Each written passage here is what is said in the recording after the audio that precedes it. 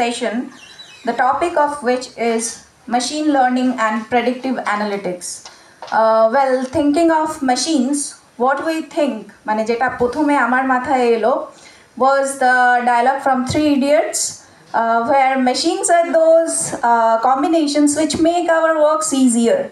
So 10, 12 years ago we were in that stage, and now we have moved on little forward from there, where we are enabling the machines to learn themselves to make our work easier. So nowadays we don't switch on buttons, we instruct them je fan ta chalu hoye jao, AC ta off hoye jao, gaan ta shonao, etc, etc, etc. So this topic is very relevant in today's time, and we have a very efficient and eminent personality with us who will be talking about it seriously this time. Dr. Arghur Rai, who has received his PhD from Indian Institute of Management, Ranchi, and prior to joining IMI Kolkata, he has been assistant professor at Ford School of Management, Adamas University, and a visiting faculty at Birla Global School, IIM Ranchi, IIM Vizag, and many more prestigious institutions.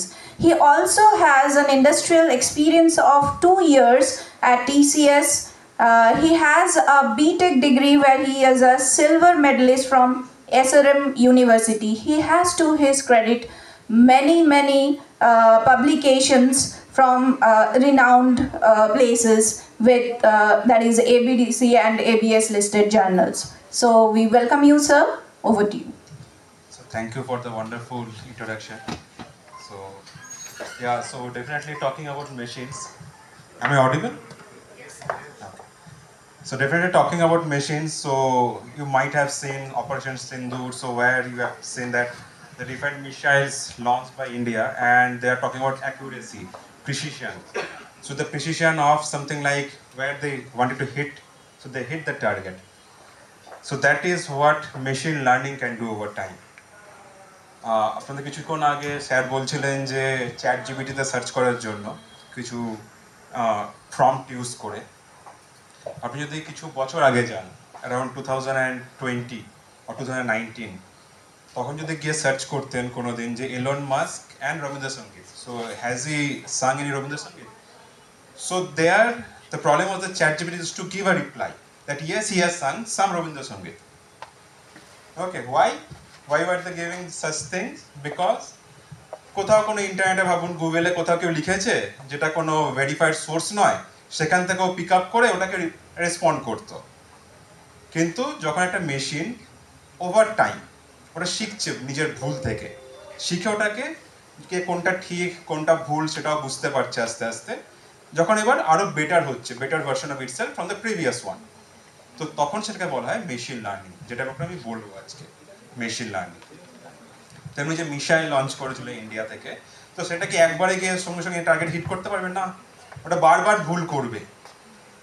ভুল করবে বা অনেকগুলো ট্রায়ালের পর দেখবে হ্যাঁ অ্যাকুরেসিতে hit করছে তখন ওটা সাকসেসফুলি রান হয় আমরা যখন কোনো কোম্পানিতে কাজ করি তখন আমাদের 3টে এনভায়রনমেন্ট থাকে ফার্স্টে একটা থাকে ডেভেলপমেন্ট এনভায়রনমেন্ট সেকেন্ড থাকে টেস্টিং এনভায়রনমেন্ট আর থার্ড থাকে প্রোডাকশন এনভায়রনমেন্ট প্রোডাকশন যেটা আপনারা দেখেন কোনো ব্যাংকিংয়ে গেলে ব্যাংকিংয়ে দেখতে পাবেন প্রোডাকশন এনভায়রনমেন্টটা আপনারা যেটা ট্রানজ্যাকশন করছেন তার পেছনে কিন্তু অনেকটা এফোর্ট যায় ডেভেলপমেন্ট আর টেস্টিং টিমে আমরা যখন ডেভেলপমেন্ট করি তখন আমাদের সব দেখতে হয় যে একজন কেউ যে ট্রানজ্যাকশন করছে পুরো প্রসেসটা ঠিকঠাকভাবে আমরা ডেভেলপ করতে পারলাম কিনা একটা ডেভেলপমেন্ট টিম সেটা করবে এবার তার মধ্যে মাল্টিপল জোন থাকে যারা বিভিন্ন সেগমেন্ট নিয়ে কাজ করেন বিভিন্ন সেগমেন্ট ইন্টিগ্রেটেড হলো কিনা সেটা কেউ দেখেন এবার ভাবুন সব কিছু হলো ডেভেলপমেন্ট টিমে কিন্তু ডেটা দিয়ে তো রান করে দেখতে হবে ঠিকঠাক চললো কি না তখন সেটা কাজে টেস্টিং টিমে তারা মাল্টিপল সেটস অফ টেস্টিং করে বিভিন্ন ডেটা সেট নিয়ে বিভিন্ন ভুলভাল ডেটাও দিয়ে দেয় ওর মধ্যে চেক করার জন্য ঠিকঠাক আউটপুট হচ্ছে কিনা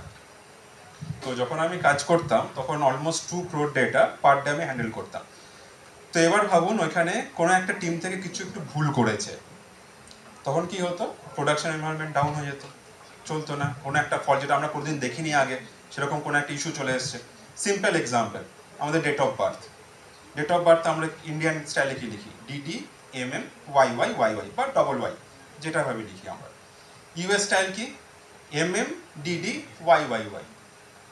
এবার কারোর বার্থডে ভাবুন ফার্স্ট অফ ফেব্রুয়ারি, যে কোনো একটা ইয়ার নিলে। এবার ভাবুন এই দুটো যদি চেঞ্জ হয় তাহলে কি হচ্ছে, হয় 2nd of জানুয়ারি হয়ে যাচ্ছে বা 1st of ফেব্রুয়ারি হয়ে যাচ্ছে। এবার আমি যদি একটা কোম্পানির ওন করি, আমি কাউকে একটা পার্সোনালাইজ মেসেজ সেন্ড করছি যে আপনারা আজকে বার্থডে, তার জন্য একটা অফার আছে। ভাবুন ভুল করে যেটা বার্থডে নয় সেই দিনে চলে গেল, তখন কি হবে? তখন তো কাস্টমার ভাববে যে আমাকে মানে কোম্পানি ঠিকভাবে দেখে না, আমার বার্থডেটা ভুলভাবে লিখছে। প্রবলেমটা কি হচ্ছে তাহলে? তখন হচ্ছে যে কাস্টমার একটা লয়াল কাস্টমার ছিল একটা ব্যাংকে, সে তখন অন্য ব্যাংকে সুইচ করে যেতে পারে বা অন্য অ্যাপে সুইচ করে যেতে পারে।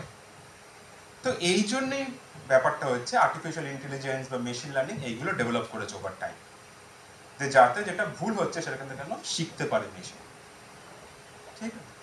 তো এর মধ্যে কিছু কিছু টার্ম আছে মেশিন লার্নিংটার, যেমন একটা স্পেসিফিক পারপাসের জন্যই একটা মেশিন লার্নিং অ্যালগরিদম লেখা হয়। আমি ভাবুন কাজ করছি, ভাবুন সুইগি জোম্যাটো আমরা দেখেছি, তো সুইগি বা জোম্যাটোর জন্য আমি একটা কোনো অ্যালগরিদম লিখছি যে সে প্রেডিকশন দিতে পারবে যে কাছাকাছি কোন কোন রেস্টুরেন্ট আছে, আর ও দেখতে পারবে যে আমি আগে কি কি খেয়েছি, সেই অনুযায়ী আমাকে কিছু কিছু সাজেশনও দেবে। এইখান থেকে আপনি দেখতে পারেন। তো স্পেসিফিক পারপাস মেশিন লার্নিংটা হচ্ছে সুইগি বা জোম্যাটোর জন্য, যেটা হচ্ছে ফুড ডেলিভারি অ্যাপ। আমি সেম জিনিসটি ইউজ করতে পারি না আমি মেক মাই ট্রিপের জন্য, তো আমার পারপাসটা পুরো চেঞ্জ হয়ে যাচ্ছে। তো মেশিন লার্নিং অ্যালগরিদম যখন আমি লিখছি একটা স্পেসিফিক পারপাসের জন্য হচ্ছে ওটা।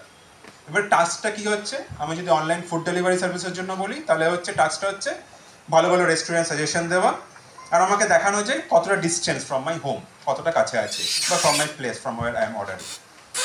ঠিক আছে, এটা ওটার পারপাস।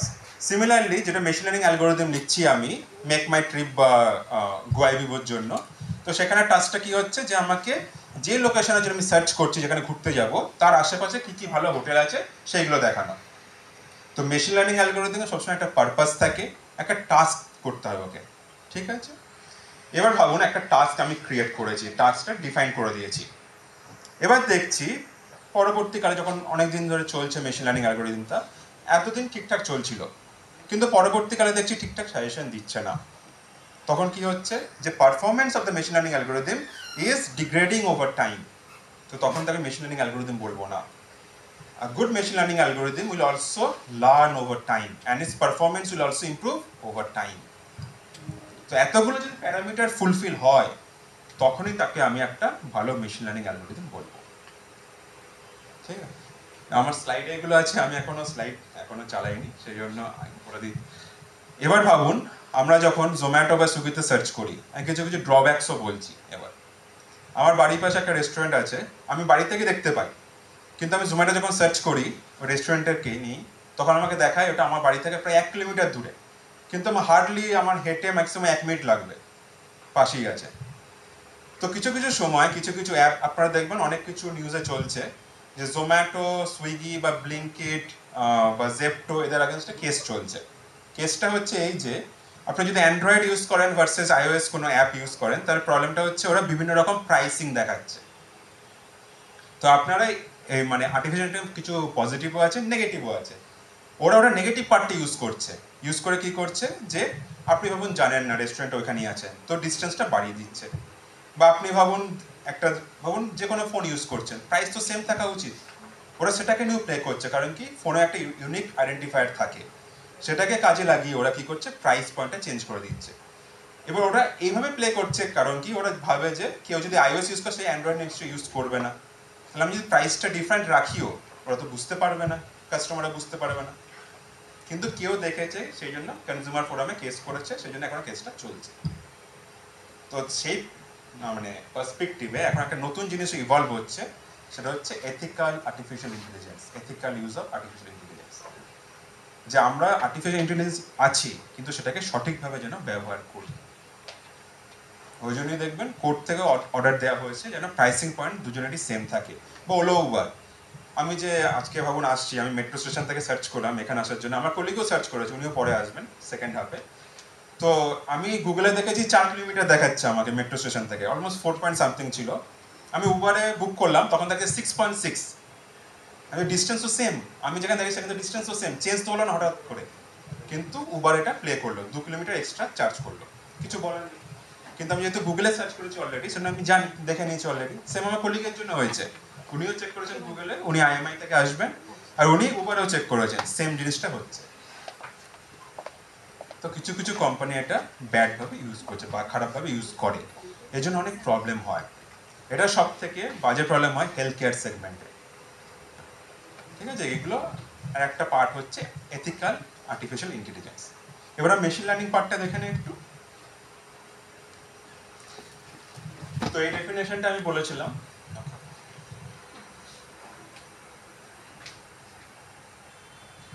তো a computer program is said to learn from experience E with respect to some task T and some performance measure P if its performance on task T as measured by performance P improve over experience E. তো সেটাকে আমরা বলি good machine learning algorithm. ওই জন্য দেখবেন ChatGPT over time কিন্তু improve করছে। যদি না করে প্রবলেম কি, দেখবেন ডিপসিক চলে এসছে, ওকে রিপ্লেস করে দেবে। তো আপনি যদি কিছু ক্রিয়েট করেন সেটাকে ওভার টাইম ইমপ্রুভ করতে হবে, সেটাই মেশিন লার্নিং অ্যালগরিদমের মানে বেনিফিট। এবার কোথায় কোথায় মেশিন লার্নিং অ্যালগরিদম ইউজ করা যায়? আগেকার দিনে দেখবেন আমরা যখন, আপনারা রিলায়েন্স ফ্রেশ দেখেছেন, আগে বিগ বাজার ছিল, এখন দেখবেন ভাবুন প্যান্টালুন্সে গেছেন বা অন্য কোনো স্টোরে গেছেন, আপনি যতগুলো ট্রানজ্যাকশন করেন দেখবেন আপনি যে বিলটা দিচ্ছে একটা কম্পিউটার জেনারেটেড বিল তো হচ্ছে, কম্পিউটারের মধ্যে সব ট্রানজ্যাকশন কিন্তু ওখানে রেকর্ড হয়। এবার কাস্টমার 1 সকালে যাচ্ছে, যে কাস্টমার 1 টু কাস্টমার N যে রাতে কিনছে, লাস্ট কাস্টমার, সবার ট্রানজ্যাকশন কিন্তু রেকর্ডেড হচ্ছে, পার ডে ট্রানজ্যাকশন। তখন 100টা ট্রানজ্যাকশন হয়েছে, ঠিক আছে? এবার ভাবুন আপনি কোথাও যদি আপনি রিলায়েন্স স্টোরে যান, কোনো রিলায়েন্স ফ্রেশেও দেখবেন কিছু কিছু শেলফ অলমোস্ট মানে যেখানে আপনি ক্যাশ পে করেন সে কাউন্টারের সামনে থাকে, কিছু কিছু অনেক পেছনে থাকে। এটা কেমন করে ডিসাইড করে? এর পেছনে মেশিন লার্নিং অ্যালগরিদম ইউজ হয়। সেখানে কি হয়, সেখানে দেখে যে কাস্টমাররা কোন কোন আইটেমগুলো বাই করে ইউজুয়ালি। তো যেমন হচ্ছে ব্রেড আর ভাবুন মিল্ক লোকে ইউজুয়ালি বাই করে, সেজন্য দেখবেন একটা ফ্রিজের পাশে যেখানে মিল্ক থাকে তার পাশে দেখবেন সেটা থাকে ব্রেডে। সেটা কিন্তু অটোমেটিক্যালি ডিসাইড করেনি, অ্যালগরিদম চালানোর পর তখন ডিসাইড করেছে অটোমেটিক্যালি। তো সেখানে কি হচ্ছে, একটা অ্যান্টিসিডেন্ট থাকছে আর কনসিকুয়েন্ট থাকছে। এবার সেট অফ অ্যান্টিসিডেন্ট থাকতে পারে, সেট অফ কনসিকুয়েন্টও থাকতে পারে। এবার সেইভাবে ওরা ওই শেলফগুলোকে ডিসাইড করে। এটা হচ্ছে একটা type of machine learning algorithm, ওটা বলে মার্কেট বাস্কেট অ্যানালিসিস। এবার এটা একটা খুব বিখ্যাত কেস আছে ইউএসএ, সেখানে হচ্ছে যে দেখা গেছে যে একটা বাচ্চা যে ডাইপার কেনা হয়, হঠাৎ করে দেখা যাচ্ছে বাচ্চা ডাইপারের সাথে লিঙ্ক হচ্ছে কি বিয়ার বটল। এবার কেউ বুঝতে পারছে না কি জন্য হচ্ছে, মানে বিয়ার বটলের সাথে বাচ্চা ডাইপারের লিঙ্ক কি, কেউ তো বুঝতেই পারছে না, আমার হঠাৎ করে এই লিঙ্কটা করতে গেল। এবার তখন অনেক অ্যানালিসিস করে তারপর সার্ভে করে দেখা গেল যে যখন একটা রাত্রিবেলায়, অনেক রাত্রিবেলায় একটা বাচ্চার কোনো ডাইপার দরকার, তখন বাবাকে পাঠানো হয়েছে ডাইপার কেনার জন্য। এবার ঠান্ডার মধ্যে সে বেরিয়েছে, ডাইপার কিনেছে, খুব ঠান্ডা, এবার আবার ফিরতে তো হবে বাড়ি অবধি, ঠান্ডা লাগছে, কি করবে, বিয়ার বটল কিনে ফিরছে। এইভাবে লিঙ্কটা জেনারেট হয়েছে, কিন্তু সেটা তো কেউ বুঝতে পারবে না যদি না মেশিন লার্নিং অ্যালগরিদম ডিসাইড করে। তো একটা অনেক ভাবুন পার পার্সন যে আমি কিনছি, কাস্টমার 1 টিল কাস্টমার N কি কি আইটেম কিনছি, কেমন করে লিঙ্ক হচ্ছে, এটা কমপ্লেক্স সেট অফ রুলস থাকে। সেটা যদি একটা ইন্ডিভিজুয়াল পার্সন করে, এটা হ্যাঁ এটা করা যায়, কিন্তু অনেক টাইম টেকিং প্রসেস আর অনেক কমপ্লেক্স। তো মেশিন লার্নিং অ্যালগরিদম ওটাকে ইজিভাবে সলভ করতে পারে। সেমভাবে দেখুন যখন স্টক মার্কেটে অ্যানালিসিস করি আমরা, তখন ভাবুন স্টক মার্কেট খুবই ফ্লাকচুয়েটিং, খুব তাড়াতাড়ি চেঞ্জ হয়। আমরা যদি ইন্ডিভিজুয়াল ক্যালকুলেট করি তাও আমরা পারবো, কিন্তু ভাবুন ক্যালকুলেট করে আমি ইনভেস্ট করবো কোথাও, টাইম টেকিং হতে পারে, আমার একটা অপরচুনিটি মিস হয়ে যেতে পারে। এইসব ক্ষেত্রে মেশিন লার্নিং অ্যালগরিদম ইউজ হয়। তো আগেকার দিনে কি হতো, যখন মানে ভাবুন মেশিন লার্নিং অ্যালগরিদম ডেভেলপ হচ্ছে আস্তে আস্তে, তো তখন ওরা কি করতো, তো ফার্স্টে হতো একটা ট্র্যাডিশনাল অ্যাপ্রোচ ছিল আগেকার দিনে, যে কি প্রবলেমটা আছে, পারপাসটা কি, সেটা স্টাডি করে আমরা একটা অ্যালগরিদম লিখলাম, জাস্ট অ্যালগরিদম লিখে ওটা ইভ্যালুয়েট করে আমরা লঞ্চ করে দিলাম প্রোডাকশনে। এর কাছে দেখুন কোথাও ডেটা নেই, একবার যে ফিট করলাম সেটা নিয়ে চালাতাম আগে আমরা। কিন্তু আস্তে আস্তে মানুষ শিখলো যে না, ডেটাটাও কাছে রাখা উচিত, কারণ কি ট্রেন্ড চেঞ্জ হয়, মানুষ আজকে এটা ইউজ করে সেটা পরবর্তীকালে ইউজ নাও করতে পারে। ডেটা থাকলে সুবিধা কি হচ্ছে যে আমি মেশিন অ্যালগোরিদমটাকে আরো ভালোভাবে ট্রেন করতে পারবো। কিছু যে নতুন ট্রেন্ড আছে সেটাকে আমরা ইনকর্পোরেট করতে পারবো মেশিন লার্নিং অ্যালগোরিদমের মধ্যে। সেজন্য তখন ডেটাটাকে আরো কাছে আনা হলো মেশিন লার্নিং অ্যালগোরিদমের ট্রেনিং প্রসেসের মধ্যে। এই ট্রেনিং আর টেস্টিংটা আমি আবার পরে এক্সপ্লেন করব। এবার ব্যাপারটা হচ্ছে দেখুন দুটো পার্ট দেখতে পাবেন, এটা একটা ফ্লো চার্ট, দুটো পার্ট দেখতে পাবেন। যখন ইভ্যালুয়েট হচ্ছে, যদি আমরা খুশি থাকি যে অ্যালগোরিদম ঠিকঠাক রান করছে তখন আমরা প্রোডাকশনে রাখি, যদি দেখি যে না ঠিকঠাক কাজ করে তখন আবার কিন্তু আমরা ফেরত যাই ব্যাক করে যেগুলো ইস্যুস হচ্ছে সেগুলোকে রেকটিফাই করার চেষ্টা করি। এটা টিপিক্যাল মেশিন লার্নিং অ্যালগোরিদমের প্রসেস হয়। ওই জন্য দেখবেন এখন যে অপারেশন তখন লোকে বলছিল যে accuracy, with accuracy of 100% we have hit the targets, এটা আর্মি অফিসিয়ালরা বলেছিলেন। তখন ওই অ্যাকুরেসি ওইগুলো হচ্ছে বিভিন্ন পারফরমেন্স মেজার করে তারপর আমরা ওটাকে প্রোডাকশন এনভায়রনমেন্টে লঞ্চ করি। এখন আবার কি হয়েছে, এখন হচ্ছে মেশিন লার্নিং অ্যালগোরিদমও আছে, ডেটা আপডেট হতে পারে।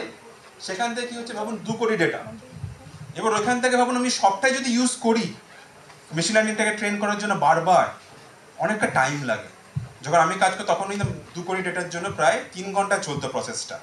ধরুন 3 ঘন্টা চললো, তারপর আপডেট হলো, মেশিন লার্নিং অ্যালগোরিদম ট্রেন হলো, তারপর আমি প্রোডাকশন নিয়ে গেলাম, অনেক টাইম লাগে।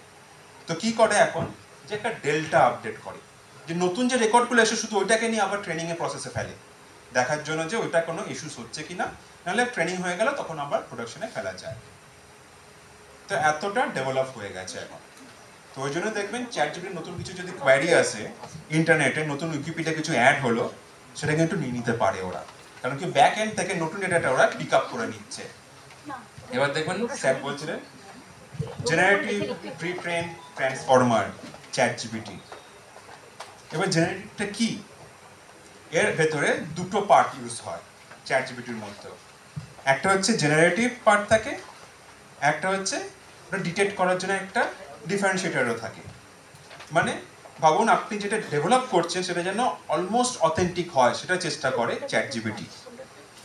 এবার ব্যাপারটা হচ্ছে ভাবুন ও ডেভেলপ করলো কিছু, কাউকে তো সেটা দেখতে হবে যে সেটা পুরো অথেন্টিক কি না। এবার যে ডিসক্রিমিনেটরটা সেটার কাজ হচ্ছে যে ওটাকে বারবার চেক করতে থাকা যে হ্যাঁ যেটা পাঠানো হচ্ছে সেটা কি অথেন্টিক কি না। ও যদি দেখে না এটা ভুল, এটা অথেন্টিক নয়, ও কি করবে, বলবে না এটা অথেন্টিক নয়, আবার ফেরত যাবে জেনারেটরের কাছে, আবার জেনারেট করতে শুরু করবো। এইভাবে বারবার চলতে থাকে। এই করে দেখবেন যে আর্টিকেলগুলো দিচ্ছে, ভাবুন আপনি একটা রিসার্চ আর্টিকেল লিখতে চাইছেন, তখন ওরা দেখবেন অলমোস্ট যেটা ধরা পড়ে না, দেখবেন এখন যে প্ল্যাজারিজম চেক হয় কিন্তু ধরা পড়ে না সহজে, এরকম অনেক সফটওয়্যার বেরিয়ে গেছে, সেইগুলো ওরা খুব এফিশিয়েন্টভাবে ডেভেলপ করেছে। আর চ্যাটজিপিটিতে অনেক ভেক্টর হয়, যেগুলো ওয়ার্ড বলছে যে লিঙ্ক করতে হবে তো আমার কোন ওয়ার্ডের সাথে কোনটা সিমিলার, ভেতরে অনেক ভেক্টর কাজ করে, ওটা মাল্টি ডাইমেনশনাল হয়ে যায়, তখন অনেক ডাইমেনশন একসাথে কাজ করে লিঙ্ক করার জন্য। তো এতটা কমপ্লেক্স হয়ে গেছে এখন মেশিন লার্নিং অ্যালগরিদম। ঠিক আছে, এবার যদি আমরা ভাবুন সেট আর সাবসেট নিয়ে ভাবি, তো ওভারঅল যেটা হচ্ছে সেটা হচ্ছে আর্টিফিশিয়াল ইন্টেলিজেন্স। কারণ কি, কেন আর্টিফিশিয়াল ইন্টেলিজেন্স নামটা হয়েছে, যে কোনো একটা আমরা মানে অটোমেটিক্যালি যেটা ক্রিয়েট করতে পারছে অন ইটস ওন ইন্টেলিজেন্স, যেটা হিউম্যান একটা কোড লিখে শুধু, কিন্তু ওটা আর্টিফিশিয়ালি জেনারেট করছে, ওই জন্য নামটা হচ্ছে আর্টিফিশিয়াল ইন্টেলিজেন্স। তার একটা সাবপার্ট হচ্ছে মেশিন লার্নিং অ্যালগোরিদম।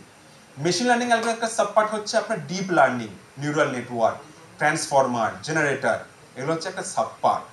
তার সাবপার্ট হচ্ছে আপনার এই চ্যাটজিপিটি যেগুলো বলে, যেগুলো হচ্ছে large language model. Large language model আগে ছিল স্মল ল্যাঙ্গুয়েজ মডেলে ছিল, বুঝলেন তো? এটা জাস্ট একটা small subpart of the big artificial intelligence. এবার এইগুলো কেমন ভাবে ডেভেলপ হয়েছে আস্তে আস্তে। তো যদি আমরা 1980s এর দিকে যাই, তখন শুধু এক্সেল সবে ডেভেলপ হচ্ছে, তখন মানুষ আর তখন নোটপ্যাডও ছিল, তখন কি হতো মানুষ জাস্ট ডেটা এন্ট্রি করে রাখতো, অত অ্যানালিসিসের উপর জোর দিত না, তখন শুধু ডেসক্রিপটিভ অ্যানালিটিক্স করলেই হয়ে যেত, মানে শুধু লোকে বুঝতে পারতো যে হোয়াট হ্যাজ হ্যাপেন। কিন্তু পরবর্তীকালে লোকে ভাবলো যে হোয়াট হ্যাজ হ্যাপেন তো ঠিক আছে, কিন্তু কেন হয়েছে সেটা তো জানা দরকার, ওয়াই ডিড ইট হ্যাপেন। তখন আসতে হলো ডায়াগনস্টিক অ্যানালিসিস, কেন। তারপর আস্তে আস্তে লোকে এলো প্রেডিক্টিভ অ্যানালিটিক্স, যে যেগুলো হচ্ছে সেখান থেকে আমি কিছু কি আরো আউটকাম দেখতে পারি। তখন লোকে এলো যে হোয়াট কুড হ্যাপেন, আমি বলছি হোয়াট কুড, আমি বলছি না হোয়াট উইল হ্যাপেন। কোনো মেশিন লার্নিং আপনি বলতে পারেন যে হোয়াট উইল হ্যাপেন, এটা মাইট বা কুড দিয়ে বলা হয়। To some extent something like 99 or অত পার্সেন্ট অ্যাকুরেসি নিয়ে লোকে বলবে, 100% সহজে কেউ বলে না, দেখবেন। এখন তারপরে এলো প্রেসক্রিপটিভ অ্যানালিটিক্স। সেখানে কি হলো যে what action could be taken. আমি তো অ্যাকশনগুলো ধরলাম, কুড হ্যাপেন তো ধরলাম, কিন্তু ওইটা যদি হয় তার জন্য আমি কি করতে পারি, আগে থেকে প্রিকশন নিতে পারি কিছু। দেখবেন 2000 অ্যান্ড অলমোস্ট 5-6 শুরু হয়েছিল, 9 গিয়ে প্রমিনেন্স পেলো হচ্ছে কগনিটিভ অ্যানালিটিক্স, যে how can replicate the human thinking process. তখন থেকে রোবোটিক্স আরো ভালোভাবে ডেভেলপ হতে শুরু করলো, ঠিক আছে। এইভাবে ডেভেলপমেন্ট প্রসেসটা হয়েছে। এটা আমি অলরেডি বলে দিয়েছি যে কেউ কখনো বলতে পারে না যে what this will only happen, এটা মাইটি লোকে বলে। প্রেসক্রিপটিভও আছে, পসিবল আউটকামস। এবার আর একটা ভাগ হয় এর মধ্যে, যেটা আমরা বলি বিজনেস ইন্টেলিজেন্স বা বিজনেস অ্যানালিটিক্স। আমি এই পোর্শনটা কাজ করতাম কোম্পানিতে, মানে ডেটা মাল্টিপল সোর্স থেকে আসতে পারে, মানে সেটা নোটপ্যাডও হতে পারে, সেটা কোনো একটা সিম্পল এক্সেল ফাইল হতে পারে। এক্সেল ফাইলের উপর দু রকম হতে পারে, একটা ডট এক্সেল এসএক্স ফরম্যাট হতে পারে, একটা ডট সিএসভি ফরম্যাট হতে পারে। কিছু কিছু দেখবেন আপনি এসকিউএল ফাইলও হতে পারে। আমরা কাজ করতাম মেন ফ্রেম নিয়েও, কোবল ফাইলস, ওখান থেকে কোবলও দেখবেন একটা আলাদা মেন ফ্রেমের ফাইল হয়। তো এরকম মাল্টিপল সোর্স থেকে ডেটা আসতে পারে। আমার মেন কাজ কি ছিল, এই ডেটা ওয়্যার হাউসটাকে রাখা, মানে চেক করা ঠিকঠাক লোড হচ্ছে কি না, সেখান থেকে রিপোর্ট জেনারেট করা। তো অ্যাট দ্য ব্যাক এন্ড কি হতো, বিভিন্ন রিপোর্ট আসতো অটোমেটিক্যালি একটা টাইমে লোড হতো একটা ধরুন সার্ভার স্পেসে, সেখান থেকে আমাকে পিক আপ করে লোড করতে হতো। এবার ভাবুন ডেটা আসে বিভিন্ন সোর্স থেকে। নোটপ্যাডে কি থাকে, ডেটা আমরা শুধু লিখতে পারি। কিছু কিছু নোটপ্যাড ফাইল যখন খুলবেন দেখবেন রাইট ক্লিক করে ওপেন ইন নোটপ্যাড, কোনো সিএসভি ফাইলকে দেখবেন কমা দিয়ে থাকে, কারণ কি সিএসভিটা হচ্ছে কমা সেপারেটেড ভ্যালুস ফাইল ফরম্যাট। এবার এই যে আপনি দেখলেন ওয়ার্ড বা আপনি যে ভ্যালুসগুলো থাকছে কমা দিয়ে সেপারেট হচ্ছে, সেটাকে আমাদের লোড করতে হবে এর মধ্যে। এটা এখানে তো ব্যাকএন্ডে টেবিল ফরম্যাট আছে এখানে, তখন কি হতো কিছু কিছু ট্রান্সফরমেশন হতো। তো ফার্স্ট প্রসেসটা কি হচ্ছে, এক্সট্রাক্ট করছি আমি ডেটা ফ্রম ডিফারেন্ট সোর্সেস, তারপর আমি ট্রান্সফর্ম করছি, ট্রান্সফরমেশন পার্টের মধ্যে ওইগুলো আসছে, যেটা হচ্ছে DD MM Y by Y by versus MM DD Y by Y by. একটা স্ট্যান্ডার্ড ফরম্যাট আমাকে তৈরি করতে হতো লোড করার জন্য। অনেক সময় কি হতো, লোকে এন্ট্রি করতো না, যেমন তাড়াহুড়োর মধ্যে একটা ফিল্ড ব্ল্যাঙ্ক ছেড়ে দিল কেউ। কিন্তু আমি যদি ভাবুন রিপোর্ট জেনারেট করি, তখন ভাবুন কোনো একটা রিপোর্টের মধ্যে ব্ল্যাঙ্ক কিছু নেই, একটা ফিল্ড নেই, খারাপ দেখতে লাগে টপ ম্যানেজমেন্টের জন্য। তো তখন কি হতো, আমাকে ওইগুলো স্ট্যান্ডার্ডাইজ করতে হতো। কিছু কিছু প্রসেস আছে মেশিন লার্নিংয়ে করার জন্য। তো ধরে রাখুন ট্রান্সফরমেশন অনেকগুলো প্রসেস আছে, সেখান থেকে ডেটা ওয়্যারহাউসে লোড হতো। এখানে হচ্ছে সব থেকে ক্লিন ফরম্যাট অফ ডেটা এখানে লোড হয়। এখান থেকে ভাবুন আমি স্পেসিফিক যে রিপোর্টগুলো বানাবো সেখান থেকে আমি তৈরি করতে পারতাম। তো আমি এক্সট্রাক্ট করলাম, ট্রান্সফার করলাম, লোড করলাম ডেটা ওয়্যারহাউসে, এটাকে বলা হয় ETL process, extract transform load. এখান থেকে আমি বিভিন্ন রিপোর্ট তৈরি করতাম। আর একটা দেখবেন নিচে আছে ডেটা মার্ট। আমি যে ক্লিন ডেটাটা আছে, এবার আমি সবাইকে তো এই পুরো জিনিসটা শেয়ার করতে পারি না, অ্যাক্সেস দিতে পারি না। আমার তো বিভিন্ন টিম থাকতে পারে, ধরুন ব্যাংকের জন্য কেউ কেউ লোন নিয়েছে, লোন ফেরত দিচ্ছে না, তার জন্য কি হবে, একটা রিকভারি টিম থাকে। রিকভারি টিমের কাছে কি থাকবে, অনলি আ পোর্শন ডেটা যাবে যারা যারা লোন ডিফল্ট করছে, ডেটা মার্ট। এই ডেটা মার্টগুলো স্পেসিফিক পারপাসের জন্য, যে রিকভারি এজেন্টের কাছে একটা থাকবে, যে সেল করছে একটা টিম ম্যানেজার তার কাছে একটা রকম ডেটা থাকবে, যাতে ওরা আরো ইনডেপথ বুঝতে পারে। এগুলো ডেটা মার্ট। তো এই পুরো জিনিসটা যখন হতো, এটাকে বলা হতো যে ডেটা ওয়্যারহাউস আর্কিটেকচার। এই পার্টটা যেটা হচ্ছে, এটা হতো বিজনেস ইন্টেলিজেন্স। আমি রিপোর্ট যে জেনারেট করছি, কারণ কি ওইখান থেকে আমি কিছু ডেটা শেয়ার করতাম টপ ম্যানেজমেন্টের জন্য, যেখান থেকে ওরা বুঝতে পারতো যে কি ডিসিশন নেওয়া উচিত বা নেওয়া উচিত নয়। এবার দেখবেন কিছু কিছু কোশ্চেন আছে, যেমন business intelligence versus business analytics. Business intelligence কিছু কিছু অ্যান্সার করতে পারে যেগুলো মানে খুব হচ্ছে কম মানে ইম্প্যাক্টের হয়, কারণ কি ওখানে অ্যানালিটিক্স পাওয়ারটা নেই, ওটা জাস্ট হচ্ছে একটা সিম্পল ইন্টেলিজেন্স রিপোর্ট থেকে কি পাই আমরা। যেমন হচ্ছে what happen, when, who did this, how many. এবার দেখুন অ্যানালিটিক্সে কি হচ্ছে, হোয়াই ডিড ইট হ্যাপেন, আরো ইনডেপথ যেতে পারছি আমি। Will it happen again, what will happen if we change some value, কারণ কি আমার কোনো সেল হচ্ছে, আমি প্রজেক্ট করেছি কিছু সেলস, কিন্তু দেখছি যে আমার একটা পার্টিকুলার লোকেশনে কেউ কিনছে না। আমি যদি এক্সট্রা চেঞ্জ করে দেখতে পারি যে ফিউচারে আমার at the end of the year কী হতে পারে প্রেডিক্টিভ অ্যানালিটিক্স, আমি সেটাও বলতে পারি অ্যানালিটিক্সে, কিন্তু ইন্টেলিজেন্সে পারি না। এটাই ডিফারেন্স এই দুটোর মধ্যে। এবার আমরা পুরো মেশিন লার্নিং অ্যালগরিদম ডিসকাস করি।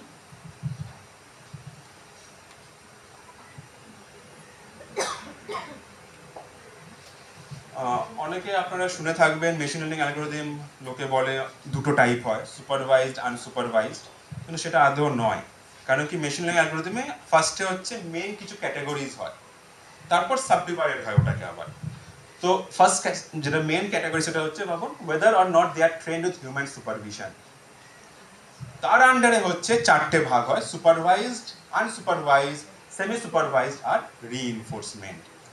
এই ইন্ডিয়া যে মিসাইল লঞ্চ করলো, গিয়ে টার্গেট হিট করলো, সেই পার্টটা হচ্ছে আপনার রিইনফোর্সমেন্টের মধ্যে। বারবার টার্গেটে হিট করার চেষ্টা করছে, ওরা পারছে না, তখন কি হয় ওরা রিওয়ার্ড আর পেনাল্টি অ্যাসাইন করে।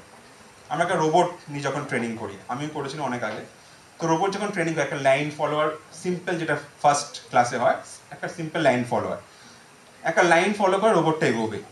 সে যদি বাই চান্স একটু সরে গেল, তখন কি হতো, একটা পেনাল্টি দেওয়া হতো। পেনাল্টি মানে ওই টাকা দিয়ে পেনাল্টি তো করা যাবে না, এখানে আমরা কিছু ভ্যালু অ্যাসাইন করতাম। পেনাল্টি মানে -10 বা -20, বেশি বড় যদি একটা ভুল করে তাহলে -20, এই টাইপ আমরা পেনাল্টি দিতাম। যে ঠিকঠাক ফলো করে এগোচ্ছে আমরা রিওয়ার্ড দিতাম। তাহলে এবার রোবটটা যখন নেক্সট টাইম আমি ছাড়ছি, আবার ও বুঝবে যে আমি যদি লাইনটাকে ফলো করি তাহলে আমি কি পাচ্ছি, একটা রিওয়ার্ড পাচ্ছি। আমি যদি বাই চান্স ঘুরে যাই তাহলে আমি একটা পেনাল্টি পেয়েছি। তার মানে কিছু যখন ও সেম পয়েন্টে এসে এখানে ভুল করেছিল, এসে দেখছে আমি এখানে আগেরবার পেনাল্টি পেয়েছিলাম, তাহলে আমি একটু না, এটা আমি ফলো করবো না, আমিও ঠিকঠাক এগোনোর চেষ্টা করব। এটা হচ্ছে রিইনফোর্সমেন্ট লার্নিং। সেই জন্য দেখবেন যখন বিভিন্ন দেশ তো এখন মানে হিউম্যান রোবটস ডেভেলপ করছে। কেমন করে ডেভেলপ করছে, ওরা দেখছে আগে একটা অ্যালগরিদম লিখলো, ডেটা ফিট করলো, করার পর দেখছে ঠিকঠাক ও পারফর্ম করছে কিনা, যদি না করে তখন পেনাল্টি দিচ্ছে ওকে, যাতে পরের বার নেক্সট টাইম ভুলটা না করে। এইভাবে ট্রেনিংটা হয়, রিইনফোর্সমেন্ট লার্নিং। এবার চলে যায় সুপারভাইজড ভার্সেস আনসুপারভাইজড। লেখা আছে লেখা আছে with human supervision or not. এবার একটা মেশিন লার্নিং এর মধ্যে তো হিউম্যান সুপারভিশন হতে পারে না। তো হিউম্যান সুপারভিশন কেন লেখা আছে, কারণ কি যখন আমরা ডেটাটা দিচ্ছি সেটা তো হিউম্যান জেনারেটেড না ডেটাটা। এই ডেটার মধ্যে দেখবেন আপনাদের কিছু সেপারেট করতে পারবেন, ইন্ডিপেন্ডেন্ট ভেরিয়েবল, ডিপেন্ডেন্ট ভেরিয়েবল। আমি ব্যাংকে গেলাম, ব্যাংক জানে আমার কি কি মানে হিস্ট্রি কি আছে, আমার ডেমোগ্রাফি ডিটেলস থাকতে পারে, আমার ব্যাংকিং ওখানে কবে কি টাকা নিয়েছি, কত ট্রানজ্যাকশন করেছি, সব হিস্ট্রি থাকতে পারে ওদের কাছে। এরকম ভাবুন সব কাস্টমারের ওদের কাছে ডেটা থাকে।